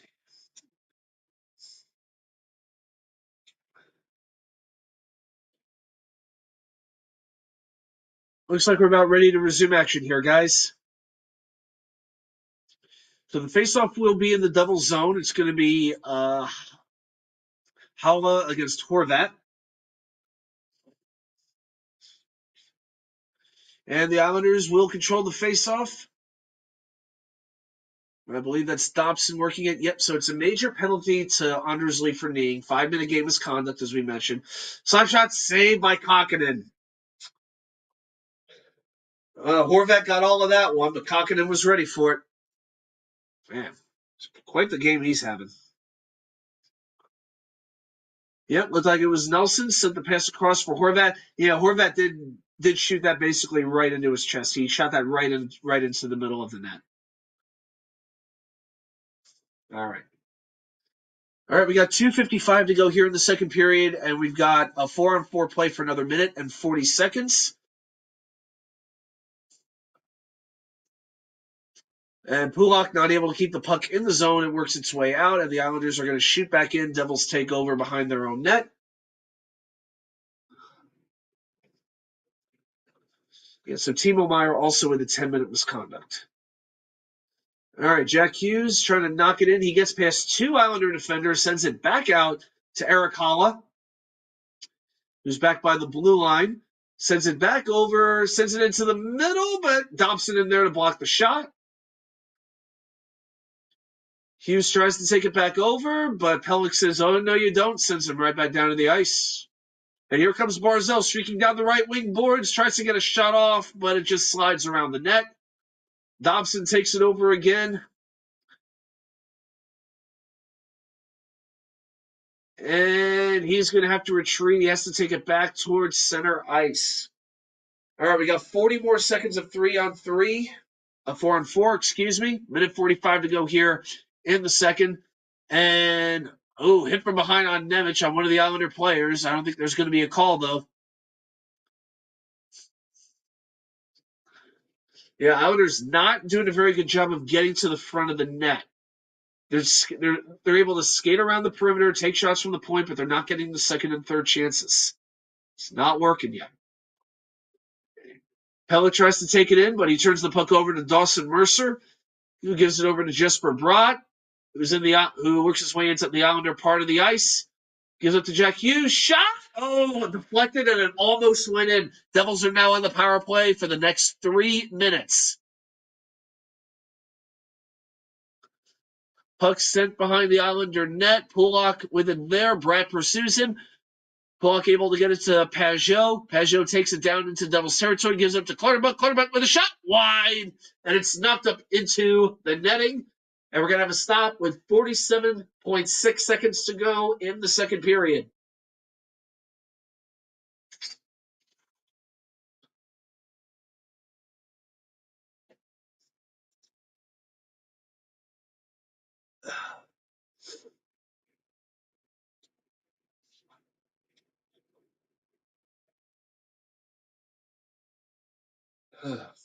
All right, looks like we got the face-off ready to go. The referee drops the puck. A little bit of a struggle for it, but Jack Hughes takes it away and will work it down the ice. Gives it over to Bratt. Looks like that's Nelson all over him. I think it was Romanoff who was all over him. Islanders knocked the puck out of the zone. 30 seconds to go here in the second period. Luke Hughes, not much with an entryway, passes it back to his brother, passes it back to Jack. Hughes tries with a pass, but it hits Bratt off the back of the skate, goes back down towards the Devils zone. And now it's Holtz. The puck tries a long shot, knocked over into the corner. 5 seconds to go. Jack Hughes with the corner looking for the wrist shot, and save by Sorokin, and the second period is over. Have I watched the Ted series? He was trying to get Ted's mom to say Pola. I have not seen that. All right. I see how it goes. No, I've not done that. All right, guys. So we got about a 15-minute wait until the third period begins.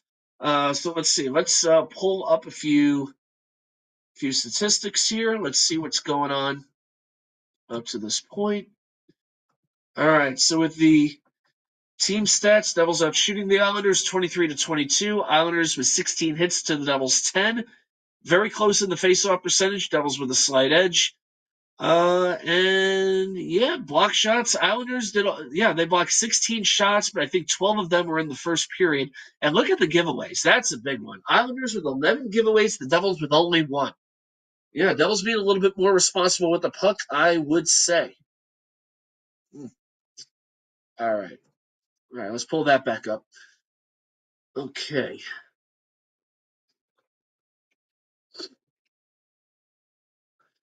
Yeah, but I could see that happening from what I know about the 10 series. Yeah. All right, looks like the Hurricanes have scored again. 2-0. 2-0 Hurricanes over the Maple Leafs at the RBC Center.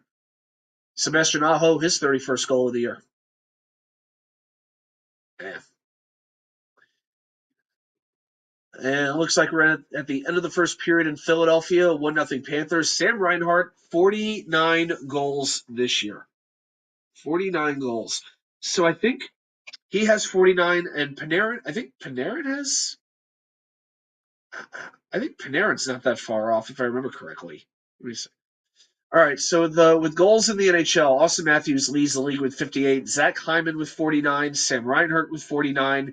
Then you've got Nathan McKinnon and David Pastrnak with 43. Artemi Panarin is 6th in the NHL with 43 goals. So that's where Panarin is. And then I think for points, I want to say he's basically right. Yeah, Panarin's at 99 points. That's right. Yeah. Nikita Kucherov leading the NHL, 123 points. Nathan McKinnon, 122. Connor McDavid, 115. Both David Pastrnak and Artemi Panarin with 99. So seems like it's just a matter of time till both of those players cross over that threshold.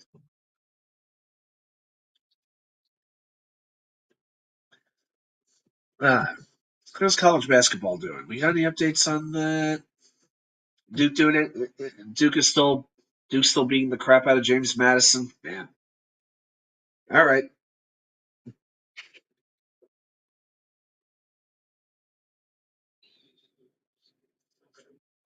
Wow. 60-38 Duke on top of James Madison. Man alive. Hey, maybe that loss to NC State woke Duke up. Maybe. Yep. And then you got Clemson 25-22 over Baylor. All right.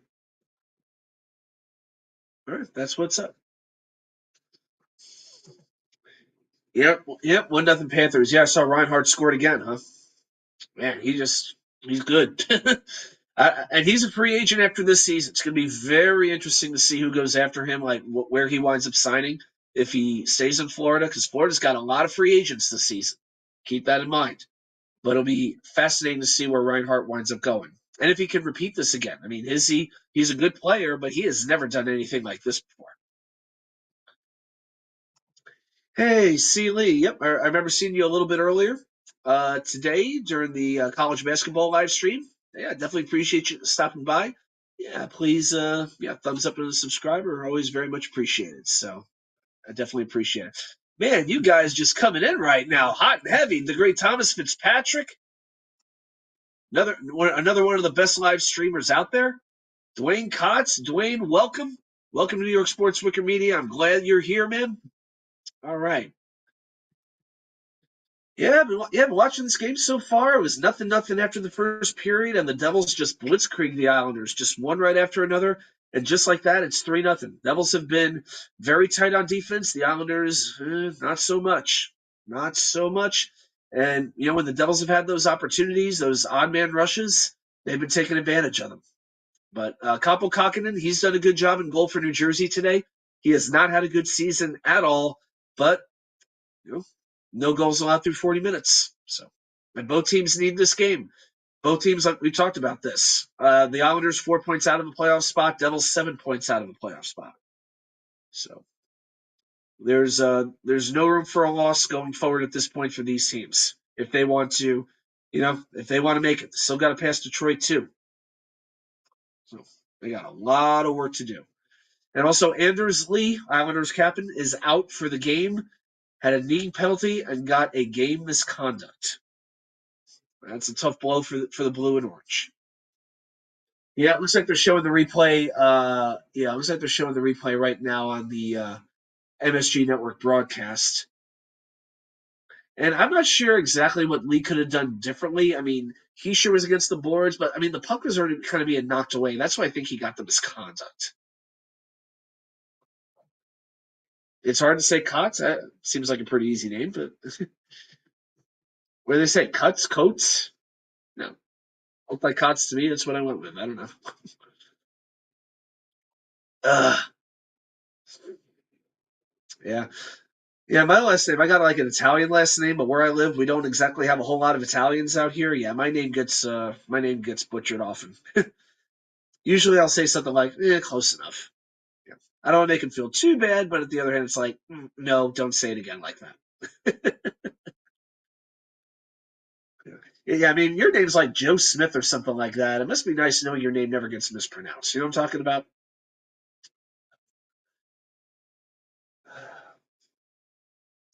All right. And it looks like Maple Leafs Hurricanes are winding down in the first period. Looks like Carolina will take a 2-0 lead into the intermission at RBC Center. I will say this: you go to RBC Center, it's going to take a while to get out of there. They got two entrances in and out of there into the main roads, and there's nothing around it. Nothing. It's like the North Carolina State Fairgrounds. It's like you've got a tailgate or something like that because there's no bars over there. So, yeah, cool thing. That family lives literally 5 minutes away from that arena. So that was probably the highlight of my. I probably have two highlights as a sports fan of things I've attended in person. One was Game 7 of the 2015 NLCS in Wrigley Field when the Mets beat the Cubs. I was living in Chicago for about 20 years, and I have seen so many losses in that freaking building. I think the Mets, I actually counted this up. There were 4 and I think 21 in games that I had gone to, going back all the way back to July 31st, 1999. I still have memories of it. But you know what? That game was basically over in the first inning, and then the other one was Game 7, second round, a couple years ago, when the Rangers beat the Hurricanes. I was there. It was Memorial Day weekend, as I remember. Tailgated in the parking lot, and that game was over in about 10 minutes. Rangers just destroyed Carolina that day. Yeah, so those are probably the two best sports moments I've had in person. Pure adrenaline sports rain. How you doing, Max Leakness? There we go. I'd like to buy a vowel. David D, I feel your pain. Yeah, no Italians around here, and the last name is Butcher Consul. Yeah, it's the struggle is real. The struggle is real. I'm surrounded by other names, other ethnic sort of names, but I'll leave it at that. I don't want to make fun of anybody or anybody like that. But some of these, I'm just like, what were you all thinking at the time? I'll give you one example, just because the story was told to me. The school I work at, we had one girl come in. I didn't get to meet her, sadly, but her name was Escortina. Okay? Where did that come from, you might wonder? Apparently, this girl, her mom, went into labor very unexpectedly and got a police escort to the hospital, and her mom decided it would be a good name to name her after a police escort. They named her Escortina. Welcome to my neighborhood. Shadow Rider, big Islanders fan. Lou must be let go or retire at the end of the season. The rebuild must start this offseason. Islanders are not a playoff team. They are not a playoff team. I did not think they were a playoff team going into this year. They don't have the offense. They've lost some of their best defensive defensemen. They've lost Letty, Boychuk. Those are the first. Those two, when they left, I felt like the Islanders were never the same. I thought those two were like the real foundation of that defense. They've never been able to overcome it. But the other thing is, the only real marquee addition they've been able to make is Bo Horvat. We know they wanted Artemi Panarin, and how different would the world look if they got him instead of the Rangers? It would be absolutely striking. But the Islanders need that forward. I said this a little bit earlier today, who can take over, a game and just get 2 goals, just boom, boom, boom. That they have good players. Horvat's a good player. Nelson's a good player. They have some talent. but they don't have a forward in my mind who truly, truly scares you in terms of putting the puck in the net. And until they do that, with the Metro Division being what it is, it's not going to make a difference. But after this, the Islanders have 3 days off. Then they've got road games at Florida, Tampa, and Philadelphia. Oh, just a day at the beach. Just a day at the beach. Thank you very much for liking the stream. I appreciate it. Very, very much appreciate it.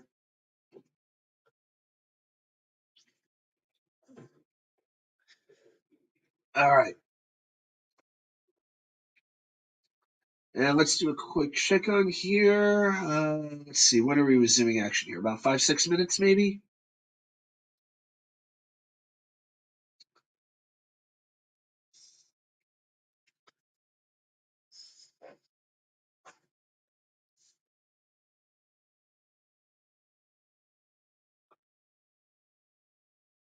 All right.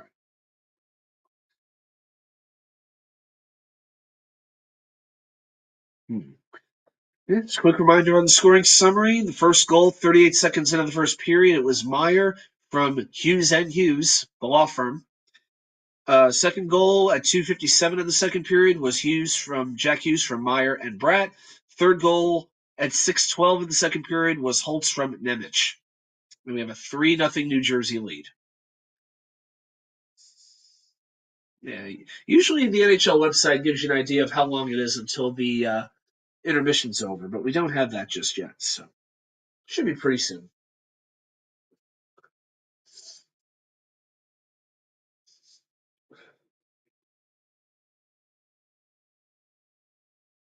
All right.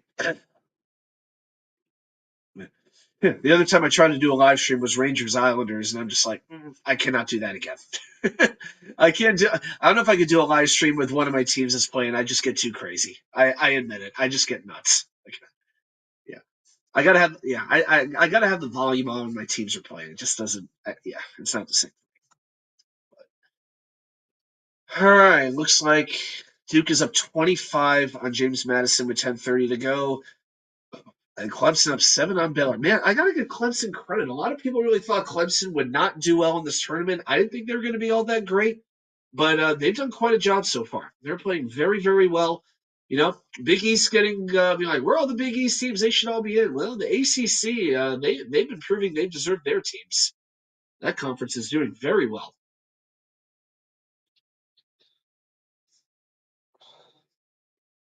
Oh, another thing. This is really messed up. So I'm going to say a quick thing about soccer. The CONCACAF Nation League final, the U.S. against Mexico, is today. It's actually tonight. And the fact that that game is only on Paramount Plus, pathetic.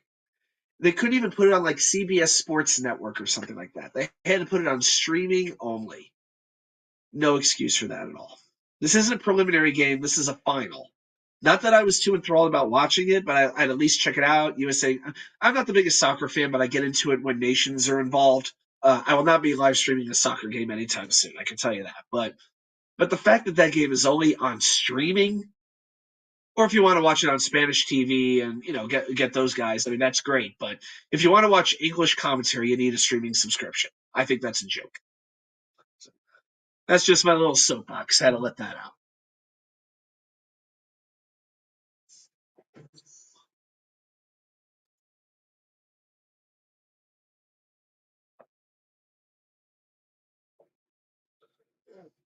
All right. Yeah, it looks like the Flyers Panthers intermission's got another 8 minutes to go, but they still refuse to tell us online when Devils Islanders will resume. So, yeah, but thanks for joining me here inside of UBS Arena, right behind me.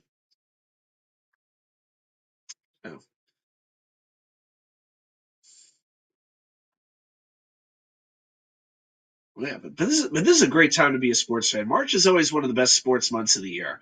You got the NHL and NBA kind of winding down in the regular season, about to hit the playoffs. You got baseball about to start. You had football free agency, and the draft is coming up in the next month. And you got baseball starting. So it's a good time. And the Masters. Oh, the Masters. If you're into golf, Masters is coming up.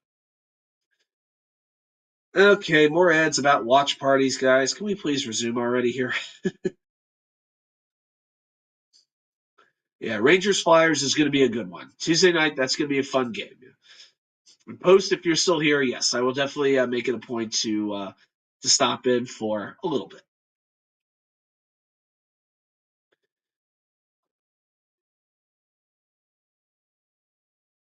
Jets mess. Are you going live for the draft? My guess at this point is I'll probably do something afterwards because I mean we know that the Talking Jets group they're doing their live party, so that's going to be a pretty big deal. But I'll probably be with the Virginia Jets fans group. I may post like a short video. Maybe I'll post our live reaction to the pick. I might do something like that. But I'm going to be over at the probably at the club unless something crazy happens life wise. But right now the expectation is we'll have our draft party and there'll probably be about 20, 30 of us over there, and I will post a reaction. I will post a reaction, but I can't tell you I'll do like a whole live stream during the process of the draft. Yeah. I hate to say it this way, but when you're the club president, it's kind of an important thing to be there. So, yeah. But I'm sure one way or another there will be a reaction. Hopefully, it will not be the complete bewilderment that pretty much all of us had last year. Although that pick may turn out to be a successful pick, it very well may could. Just may not have made the most sense at the time. Jets drafting Will McDonald. So, and now we're getting ads on TV for Katie Ledecky. Go, Katie. I'm not sure if you're swimming in the next Olympics, but represent.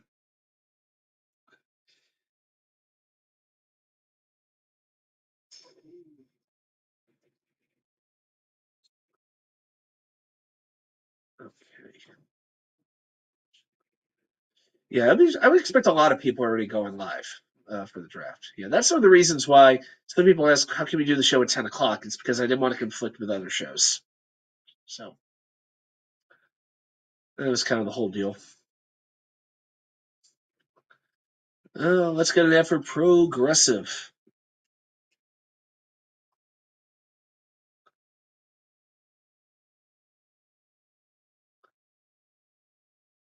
All right, looks like we're about to start the third period here, guys. Both teams are back on the ice. He's sure just chewing on that mouth guard like he's Matthew Kachuk. My God. I was watching Rangers Panthers last night, Mike. What a game that was. Rangers Panthers was unbelievable. But the way Matthew Kachuk was chewing on that mouthpiece, I don't know if it was a mouthpiece or a wishbone. He's got that thing like hanging down here and just like all over the place. I mean, I don't know how he doesn't drop it. But, my throat.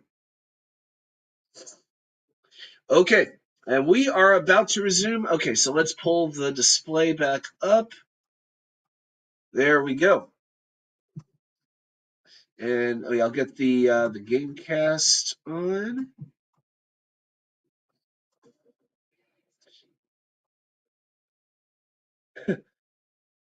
Oh, this is pretty good. They got the Zambonis going on. Oh, that's nice. I think we better refresh that. Hopefully, the NHL website will catch up. All right. In the meantime, yeah, the NHL one is better, but they got to catch up and realize that play is resumed here. Devils are on the power play. Yeah, I will pull. I'll tell you what. I'm going to pull that back up once that website is actually up to date, because right now it is not. All right, here we go. Devils control the puck. Mercer has it in the Islanders zone. He gives it up to Jack Hughes with a wrist shot. Saved by Sorokin. 1 minute to go in the Devils power play. Reminder, this is a 3-minute power play because the 5-minute to Lee and the 2-minute penalty to Meyer. So it's a 3-minute power play. Jack Hughes looking for the shot. Wrist shot. Save. And the Islanders clear it all the way down the ice.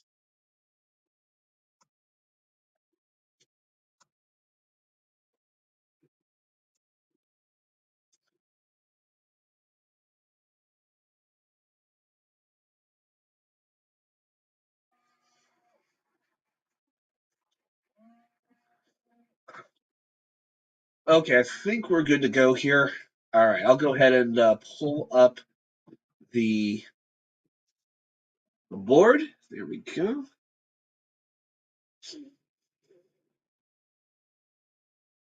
All right, we got 28 seconds to go here in the Devils' power play. It would definitely be a boon to the Islanders, but to kill that penalty, they just have not generated much in the way of offense today. And here's Marino at center, right in front of the blue line at center ice. Gives it over to Hala on the left side. Hala with the shot, well wide, kept in by Nemec. Back over to Marino, left side.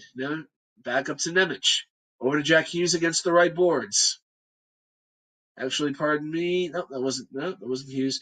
And the power play is over.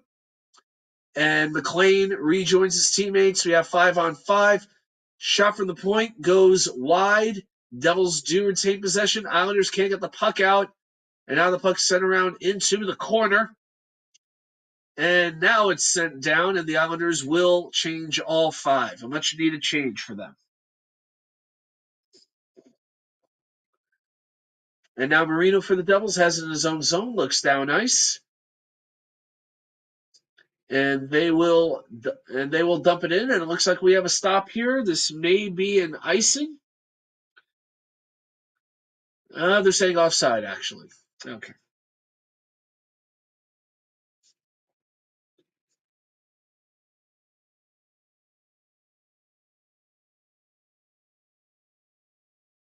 All right, so the faceoff will be in the double zone. Hischier against Horvat, and the puck is knocked out of the zone. Horvat has it at center ice, backhands it back into the zone as the Islanders try to establish a little bit of possession over here. Devils send it all the way down, but a little bit too far down. This is going to be an icing. We got 17:20 to go here in the third period. Devils 3, Islanders nothing.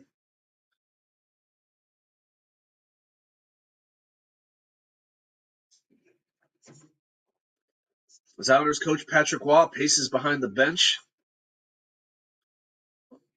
Faceoff will be in the Devils zone. Islanders control it. Wrist shot. Deflected out of play into the netting. Pajot won the faceoff against Hischier. Holmstrom with the shot. Couldn't get it on net.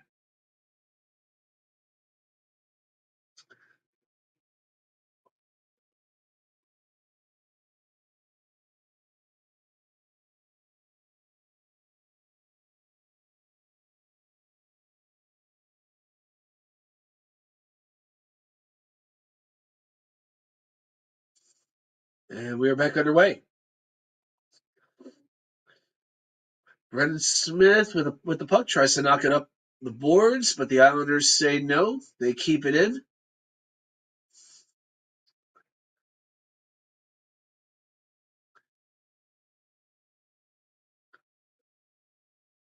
Wrist shot goes wide. Well wide, as a matter of fact. Jack Hughes pitchforks it out of the zone. And we got a little tie-up along the boards. Devils make a change, and Marino has it back in the zone, and he's got some space to work with. Gives over to Ty Smith, back to Marino. Marino passing it down the boards. But the Islanders pick it off. They come back. Here's Barzal. Nearly trips over his teammate. Oh, my gosh. Not a well-oiled machine. They are not right now. Islanders still have it deep. Pass back. It's amazing this is the same team that scored 6 goals in like 20 or 30 minutes against the Jets yesterday. It's amazing. It was like Nosek of the Devils got banged up a little bit. He was blocking a shot. Looks to be a little bit banged up. Barzal with a shot. It hits the outside of the net. He was skating in on Kakkonen, but he hit the outside of the net. 15:50 to go in the third period.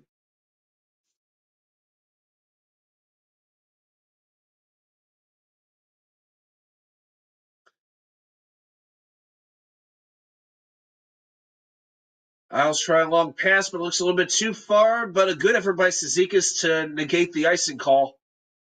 And it most definitely would have been called, but a great effort to get to the puck.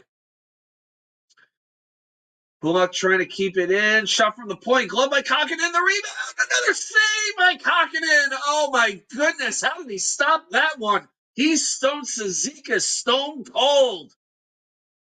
Wow. Kokkinen, what a game he's playing.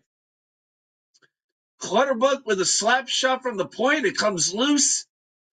The puck gets nudged right over to Cizikas. He's got the top half of the net all to himself. McLean actually nudged the puck over to Cizikas. Very astute play by McLean. Cizikas puts up the shot right there in front of the net, and Kokkinen knocked it out and into the boards, or into the netting. Others get some better chances, but almost doesn't count.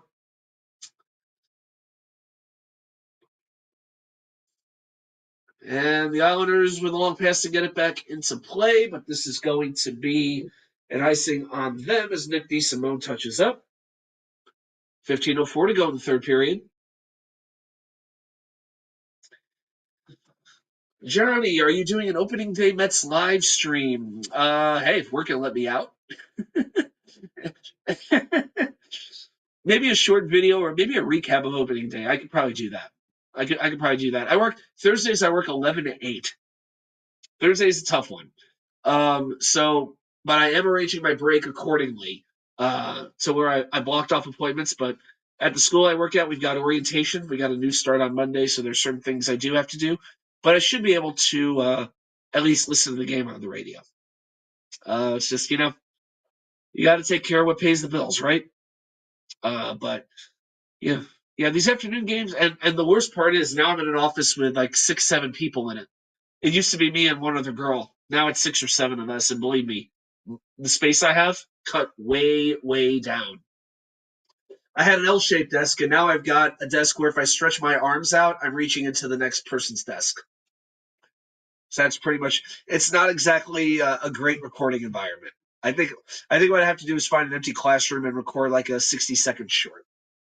But yeah, so don't know if that's going to happen. And to be honest, usually with MLB, I just do the radio package. Very often, MLB will always give you a good deal later on in the season, like around Father's Day or the All-Star break, if you want to do that. And my attitude right now is I'll listen to the games. If the Mets play well enough, then I can always get the MLB TV package later. I can always do that. But I'll get the free preview, so I'll still get the game. The game will still record. I'll still be doing that. But yeah, I tend to do the radio most of the time. Although I will say it's not as good as it was. I really liked Howie Rose and Josh Lewin together. They were amazing. They were an amazing radio combination. Howie's had a few other partners like what was it, Wayne Fagan before him, and Tom McCarthy before him, who's with the Phillies now. And now you got like the 2 other guys, Keith Rad and was it Pat McCarthy? They're fine guys, but here's the thing: they don't have a sound. Because here's the thing: when I am hearing play-by-play, I want to hear a sound. I want to know whose voice it is immediately. And to me, some of these guys like Keith Rad and guys like that, it's just a very generic sounding voice. I hear it, I don't hear New York. Like Sam Rosen, I hear New York. Marv Albert, I hear it, I think New York. Pat Summerall, John Madden, you knew who they were the second you heard a voice come out of their mouth. As even if you didn't need to, you didn't have to see them, you knew who it was. And now Howie's doing fewer games. So to me, that's a little bit of a blow. So with that in mind, it makes me lean a little bit more towards getting MLB TV. I think next year I most definitely will. But this year, I don't know. I got to see what they do. So it's sort of a prove it mode to me with the Mets.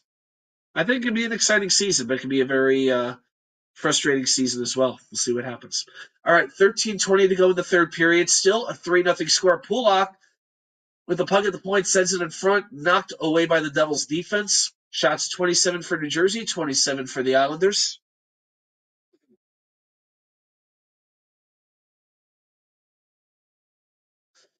And here's Luke Hughes with a shot, but it's deflected up into the netting as well. And we've got a stoppage. I think we're going to take a commercial break. Yep, indeed we are. All right, 13:01 to go here in the third period. Did James Madison make any kind of a run? Oh, my God, no.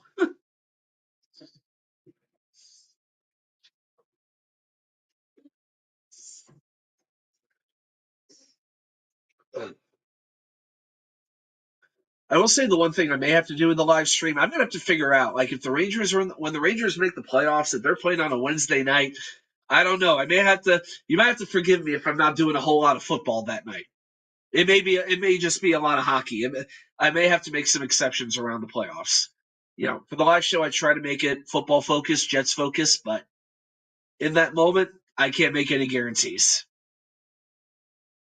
It might just be a situation where we'll start at 10, but if the game goes to like overtime, I'm gonna have to live track it, and you will see me in like as emotional a state as you will ever see me. So yeah, we'll figure that out as it comes along.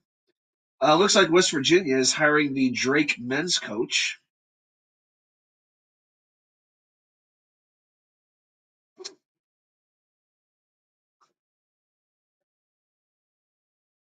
Oh, we got a Jets update here, sort of. Jerome Cap. We all remember Jerome Cap. He did the Eminem impersonation. So he is going to play for the Battlehawks of the XFL. So that is the St. Louis Battlehawks of the XFL. And you know who the coach of the Battlehawks is? Former Jets tight end Anthony Beck. Pretty good. So, hey, I guess I'm going to be a Battlehawks fan. Go Beck and go Jerome Cap, right? I think I got to do that.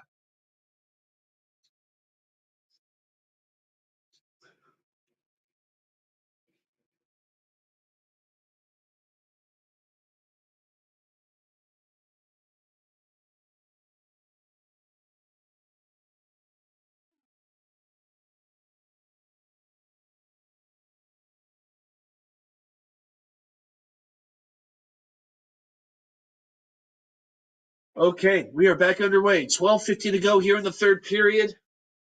Yeah, David D, we got breaking. What does O'Leary say? Breaking news. He has the sound effect. I don't quite have that. I don't quite have that, but I do have. What are you going to do? But hey, maybe you weren't too into that news, and instead this was your response. I hope not, but hey, it might have been. But yeah, Jerome Cap will be in the XFL.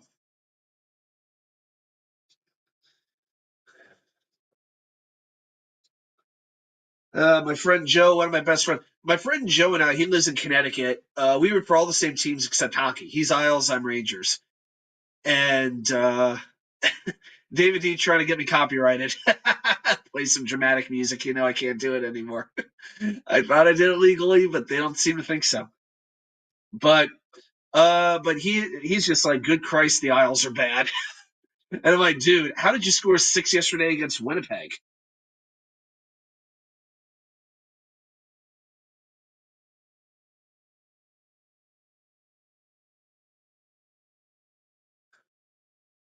Yeah, quick reminder on the standings. Right now in the wild card race, Lightning with 83 points, Capitals with 79.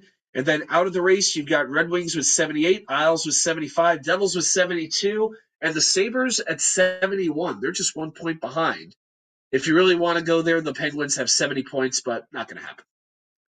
It seems almost like a lock that the Maple Leafs will be the 3 seed in the. It feels like the 3 seeds are both locked in the Eastern Conference. That it'll be Philadelphia in the Metro bracket and Toronto in the Atlantic bracket. The question is, how's first place going to fall? With the Rangers and the Hurricanes competing for first, and then you've got the Bruins and the Panthers competing for first in the Atlantic. So we got a pretty good idea where it might be going. All right, we got 11:25 here. Need some decongestant after this one. Jeez.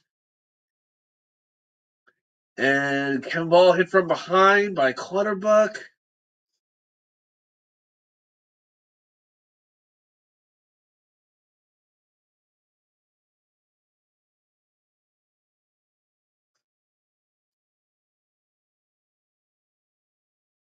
And they'll set it down. Looks like we got looks like it's going to be an icing. All right, 11 minutes to go even in the third period. Play some dramatic music. I don't have dramatic music, but I do have a dramatic soundbite, and it goes like this. You play to win the game. You don't play to just play it. Never a bad time to break that one out. Unless Herman wants to sue me, then hey, he can have royalties. All right, 10:45 to go. Isles shoot the puck around the board, trying to get possession along the boards with the fourth. Yeah, with Engvall, Holmstrom, Zikas, Nemec trying to fight them off along with Nosek, and they do. Isles take it at the point as Holmstrom is knocked down, and it's going to be a penalty on the Devils. Yep, you can see that one coming as soon as it happened. Isles still maintain possession, looking for an opening any way that they can get it. I think that might have been Martin giving up to Dobson. Dobson sends it across, deflected away by the Devils' defense. And with 10-12 to go, the Islanders will go on yet another power play. Nemec will be heading into the box.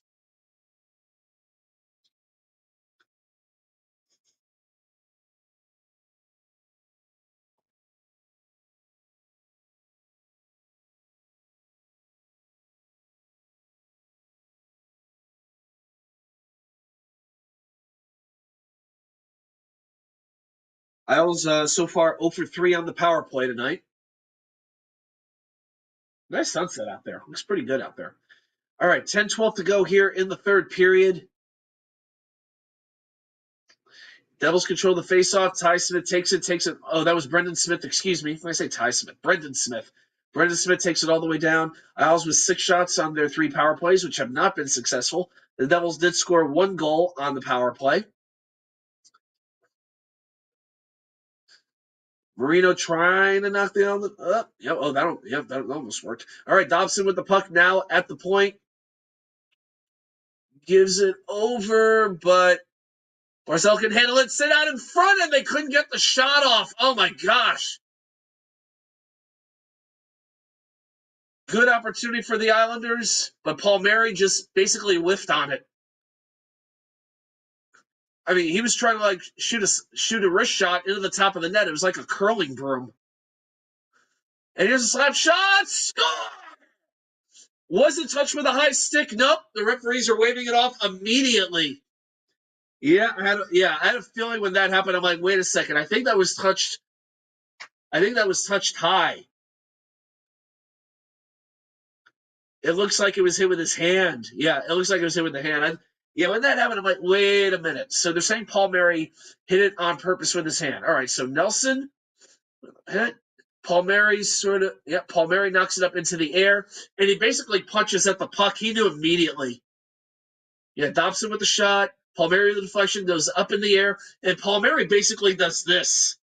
He does like this move to knock it in. Yeah, it's absolutely not a goal. And we resume play. Devils clear down.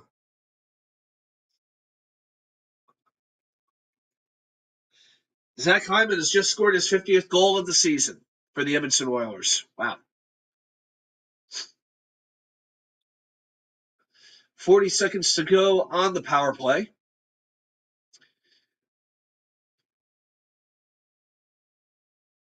Smith with a knockdown, and he clears it all the way down.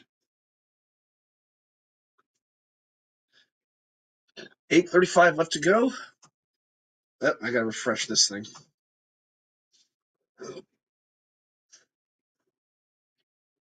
Pella controls at the point. Now sends it down to Engvall against the boards. Back over on top. Slap shot deflected into the corner. Devils really blocking a lot of shots here. 5 seconds to go on the power play.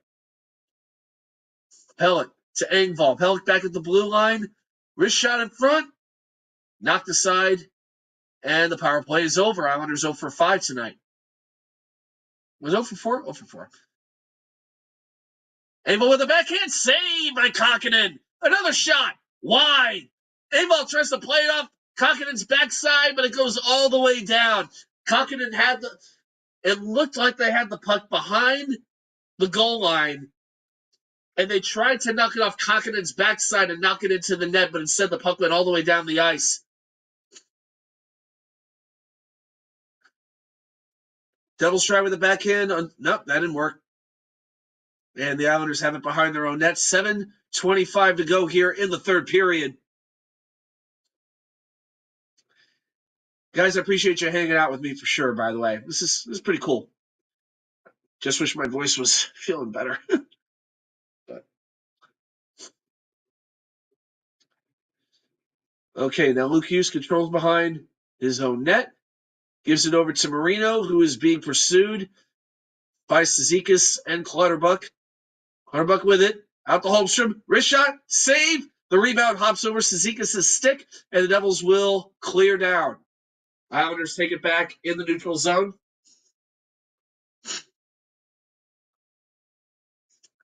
And it's Nelson skating back. The Islanders nearly had another collision right in front of their goalie. Oh my gosh. Do they not know who each other is? Like colorblind or something? Here's Eggman with a wrist shot. Tries to go glove side, went wide.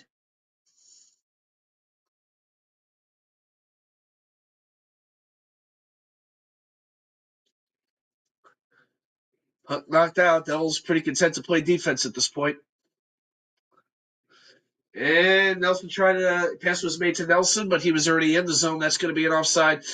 Nelson and Ball having some words right now. A little bit of pushing. Linesman gets in there immediately and breaks that up. Say, no, you don't, boys. Not now. Not needed.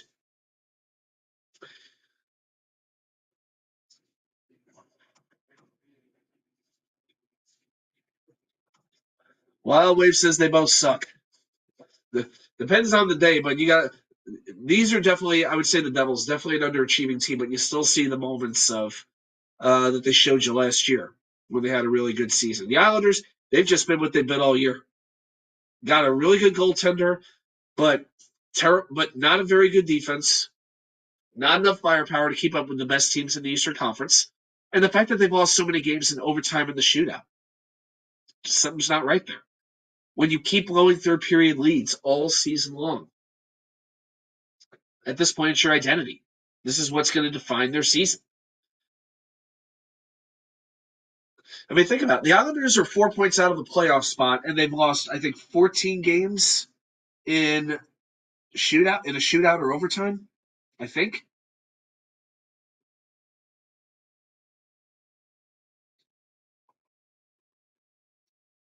Yeah, 15 overtime losses or shootouts. If it was just 10 instead of 15, they would be in the playoffs right now. They would be there. That's what's so crazy. And it looks like it's going to be a penalty against Kyle Palmieri. It's going to be a roughing call. He roughed Brendan Smith. So now with 6:18 to go, the Devils will have another power play as we're in a TV timeout right now.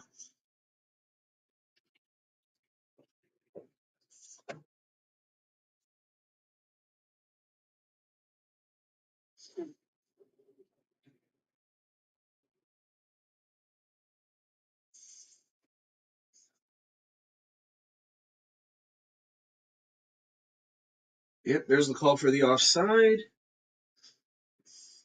And then, yeah, Smith and Palmieri come to blows, but only Palmieri gets the penalty. Actually, you know what? Oh, no, it's going to be 4-on-4. They changed it up. It's actually going to be 4-on-4. So both Smith and Palmieri in the box. Teams will skate 4 aside for the next 2 minutes.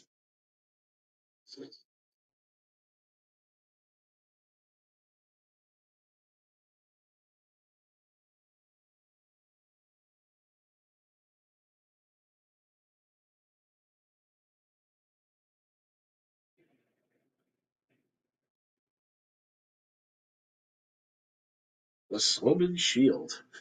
Home security system. All right.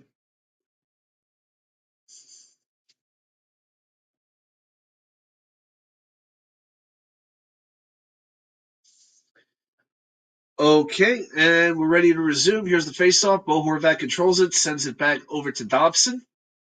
And the Islanders are pulling the goalie. Sorokin to the box with 6:09 to go in the third period with the Islanders down 3. So the Islanders will have a 5-on-4 here, but leaving the Devils a wide open net to shoot at. Dobson backhands it to try to keep it in, but the Devils will take it out to center ice and give it up. And now the Islanders take it back in their own zone. Fashing over to Nelson, but nope, that didn't quite work. It was going to be offside if he kept going. Got another minute 15 to go, 4-on-4, 5:30 to go in the third period, and likely regulation in the game as well. Here comes Barzell going around the net. Sends it out to blue line center. Nelson the board sends it to the outside. It's just the puck's making a big circle all around the Devils zone. It's not getting anywhere near the middle. And this is basically with a power play. Horvat slap shot blocked, sent all the way down and just wide. And that's going to be an icing. I believe that was Hughes who blocked the shot, and he did not miss by much. He did not. Ross still with the tight.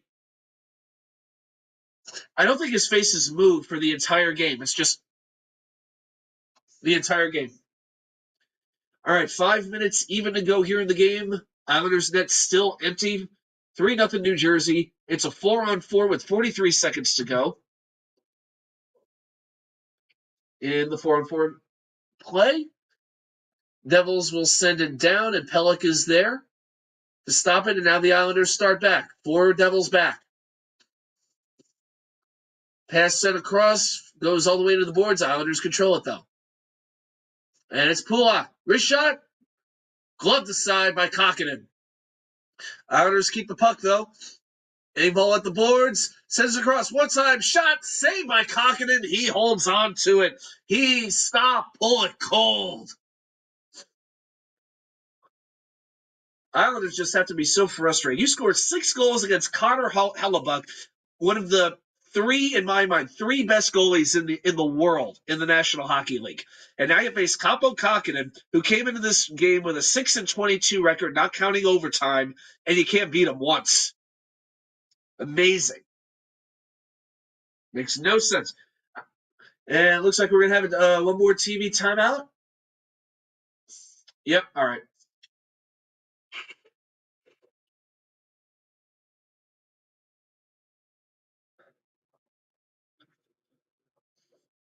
All right, looks like Duke did beat James Madison 93-55. Clemson up 43-33 over Baylor. Let's see what. Let's do a quick check what's going on around the NHL right now.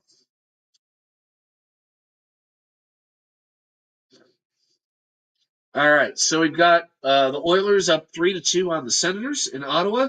The Panthers have taken a 2-0 lead on the Flyers. Sam Reinhart scored his 49th goal of the year to open the scoring. And then after that, it was Vladimir Tarasenko, 55 seconds into the second period on a power play. Brandon Montour with 2 assists in this game. Carolina still up 2-0 on Toronto with 6:41 to go in the second period. Earlier scores, Capitals 3, Jets nothing, Avalanche 5, Penguins 4 in overtime. And later on tonight, we've got the Stars at the Coyotes, that game at 8 o'clock Eastern. Lightning at Ducks at 8:30, Sabres at Flames at 9, and Canadians at Kraken at 9 o'clock as well.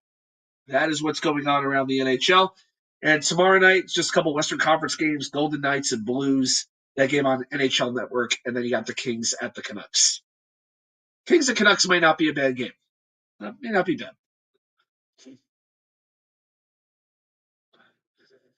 All right, we are back. Sorokin's still out. Man, Islanders just befuddled right now.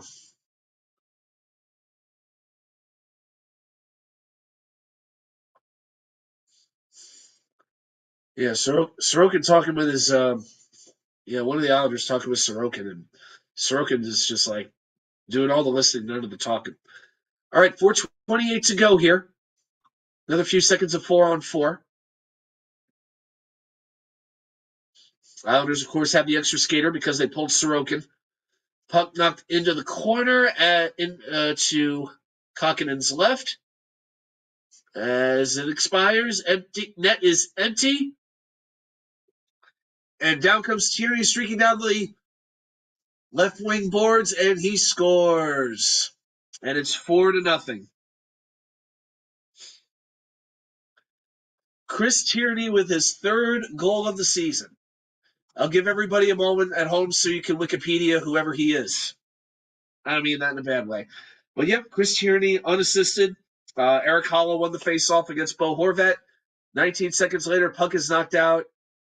and Tierney just had a wide open net. Barzal tried to catch him, couldn't do it, and that was basically it. So with 4:07 to go, it is 4-0 Devils, and they're going to be that's going to be a much needed victory for them as they are trying their best to keep their playoff hopes alive. And then after this, let's check the Devils schedule for the next couple days. We already did it with the Islanders. Devils are at Toronto on Tuesday, at Buffalo Friday, home against. Then they're off a couple of days, and they host Pittsburgh, and they're at the Rangers on Wednesday, April 3rd. They still have. This is amazing. The Devils still have to play Toronto 3 times. That's crazy. Have they? If they haven't played Toronto yet this year? Yeah, I don't think they have. So basically, the Devils are going to play the Maple Leafs 3 times in a span of about 2.5 weeks. David D is blaming Lee Cravette for this inevitable loss. I blame Lee for poverty, really. All right, 3:30 to go. Devils skating on a 2-on-1. Sorokin back in the net. He makes the save. Good save on Palat there. Islanders set it down. It's going to be an icing, and the faceoff comes back into the Islanders zone with 3:24 to go. Man, if you're Sorokin, how frustrated do you have to be?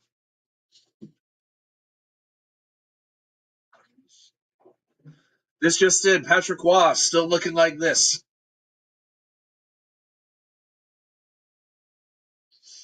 The inevitable Patrick Waugh face.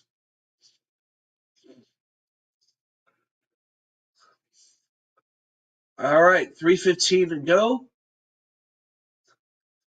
I would expect a whole lot of back and forth action from here on in. Just a situation where the Devils skate the puck into the Islanders zone, dump it down, and make the Islanders skate 200 feet back. The goal is Tierney, assist from Eric Holla and Kevin Ball at 15:51 of the third period, empty net goal.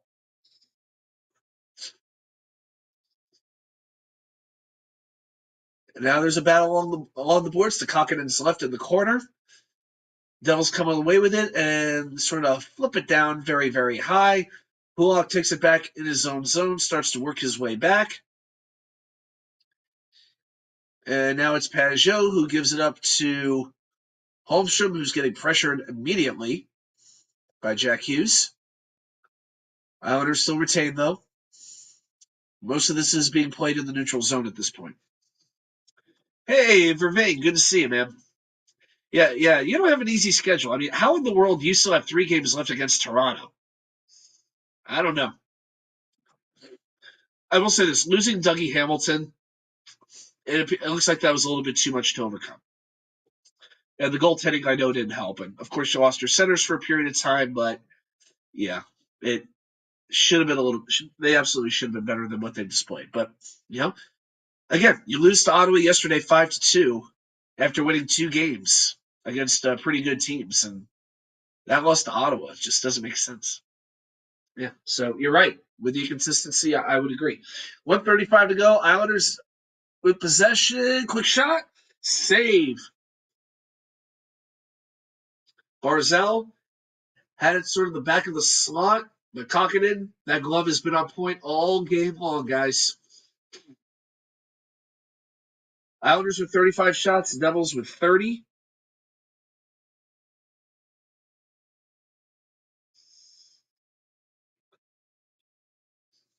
And we got a face-off in the Devil zone. Quick shot. Save by Kokkonen. As the clock appears to be frozen on the telecast. Okay, there it is. It was stuck at 1:28 for about a minute there. For a few seconds.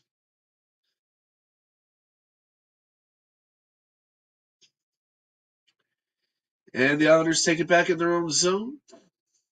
Looking for any kind of an opening. Nelson has it, but he has absolutely nowhere to go. And the Islanders they're going to take the puck down less than a minute to go in the game. Yeah, so the Islanders can dump it in, but they're doing it against the boards, and then they can't go any further. I mean, it's just textbook defense today from New Jersey. One of their better defensive efforts in quite some time. 40 seconds to go.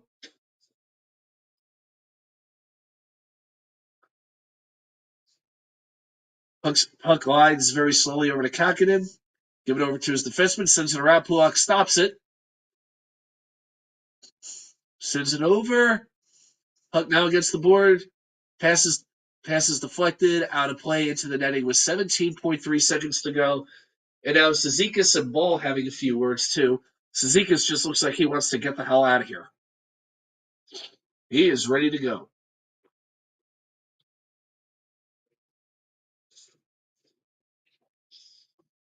All right.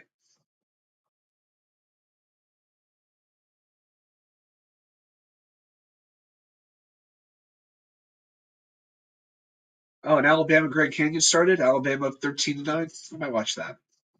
All right. Islanders do have a power play with 17 seconds to go. 10 seconds down. Puck sent all the way down. Held with it, skating it in, gives it over to Clutterbuck, who skates into Devils territory and sends it around the boards. That will do it. And we're still not done. As the teams kind of come together a little bit, no punches or anything like that, just a few words being shared. Where are you going for dinner tonight? Do you want the linguine and clams with the white sauce or the red sauce? Something like that. All right, and now the Islanders vacate the bench, head into the locker room. Devils congratulate Kakinen on the shutout. That is his 4th career shutout, first this season. All right, guys. Well, I'd say that is pretty much it. So hope everybody enjoyed this. And just quick reminder, future content. Wednesday night, we'll be talking about some more wide receivers that the Jets may take. You never know. They may trade down. So let's look at sort of that second round level of wide receiver, and we're going to break some of those players down. All right, everybody. Thank you so much for watching, and we'll see you. Well, I'm not in the wicker chair, but everybody have a great night, and I'll see you later.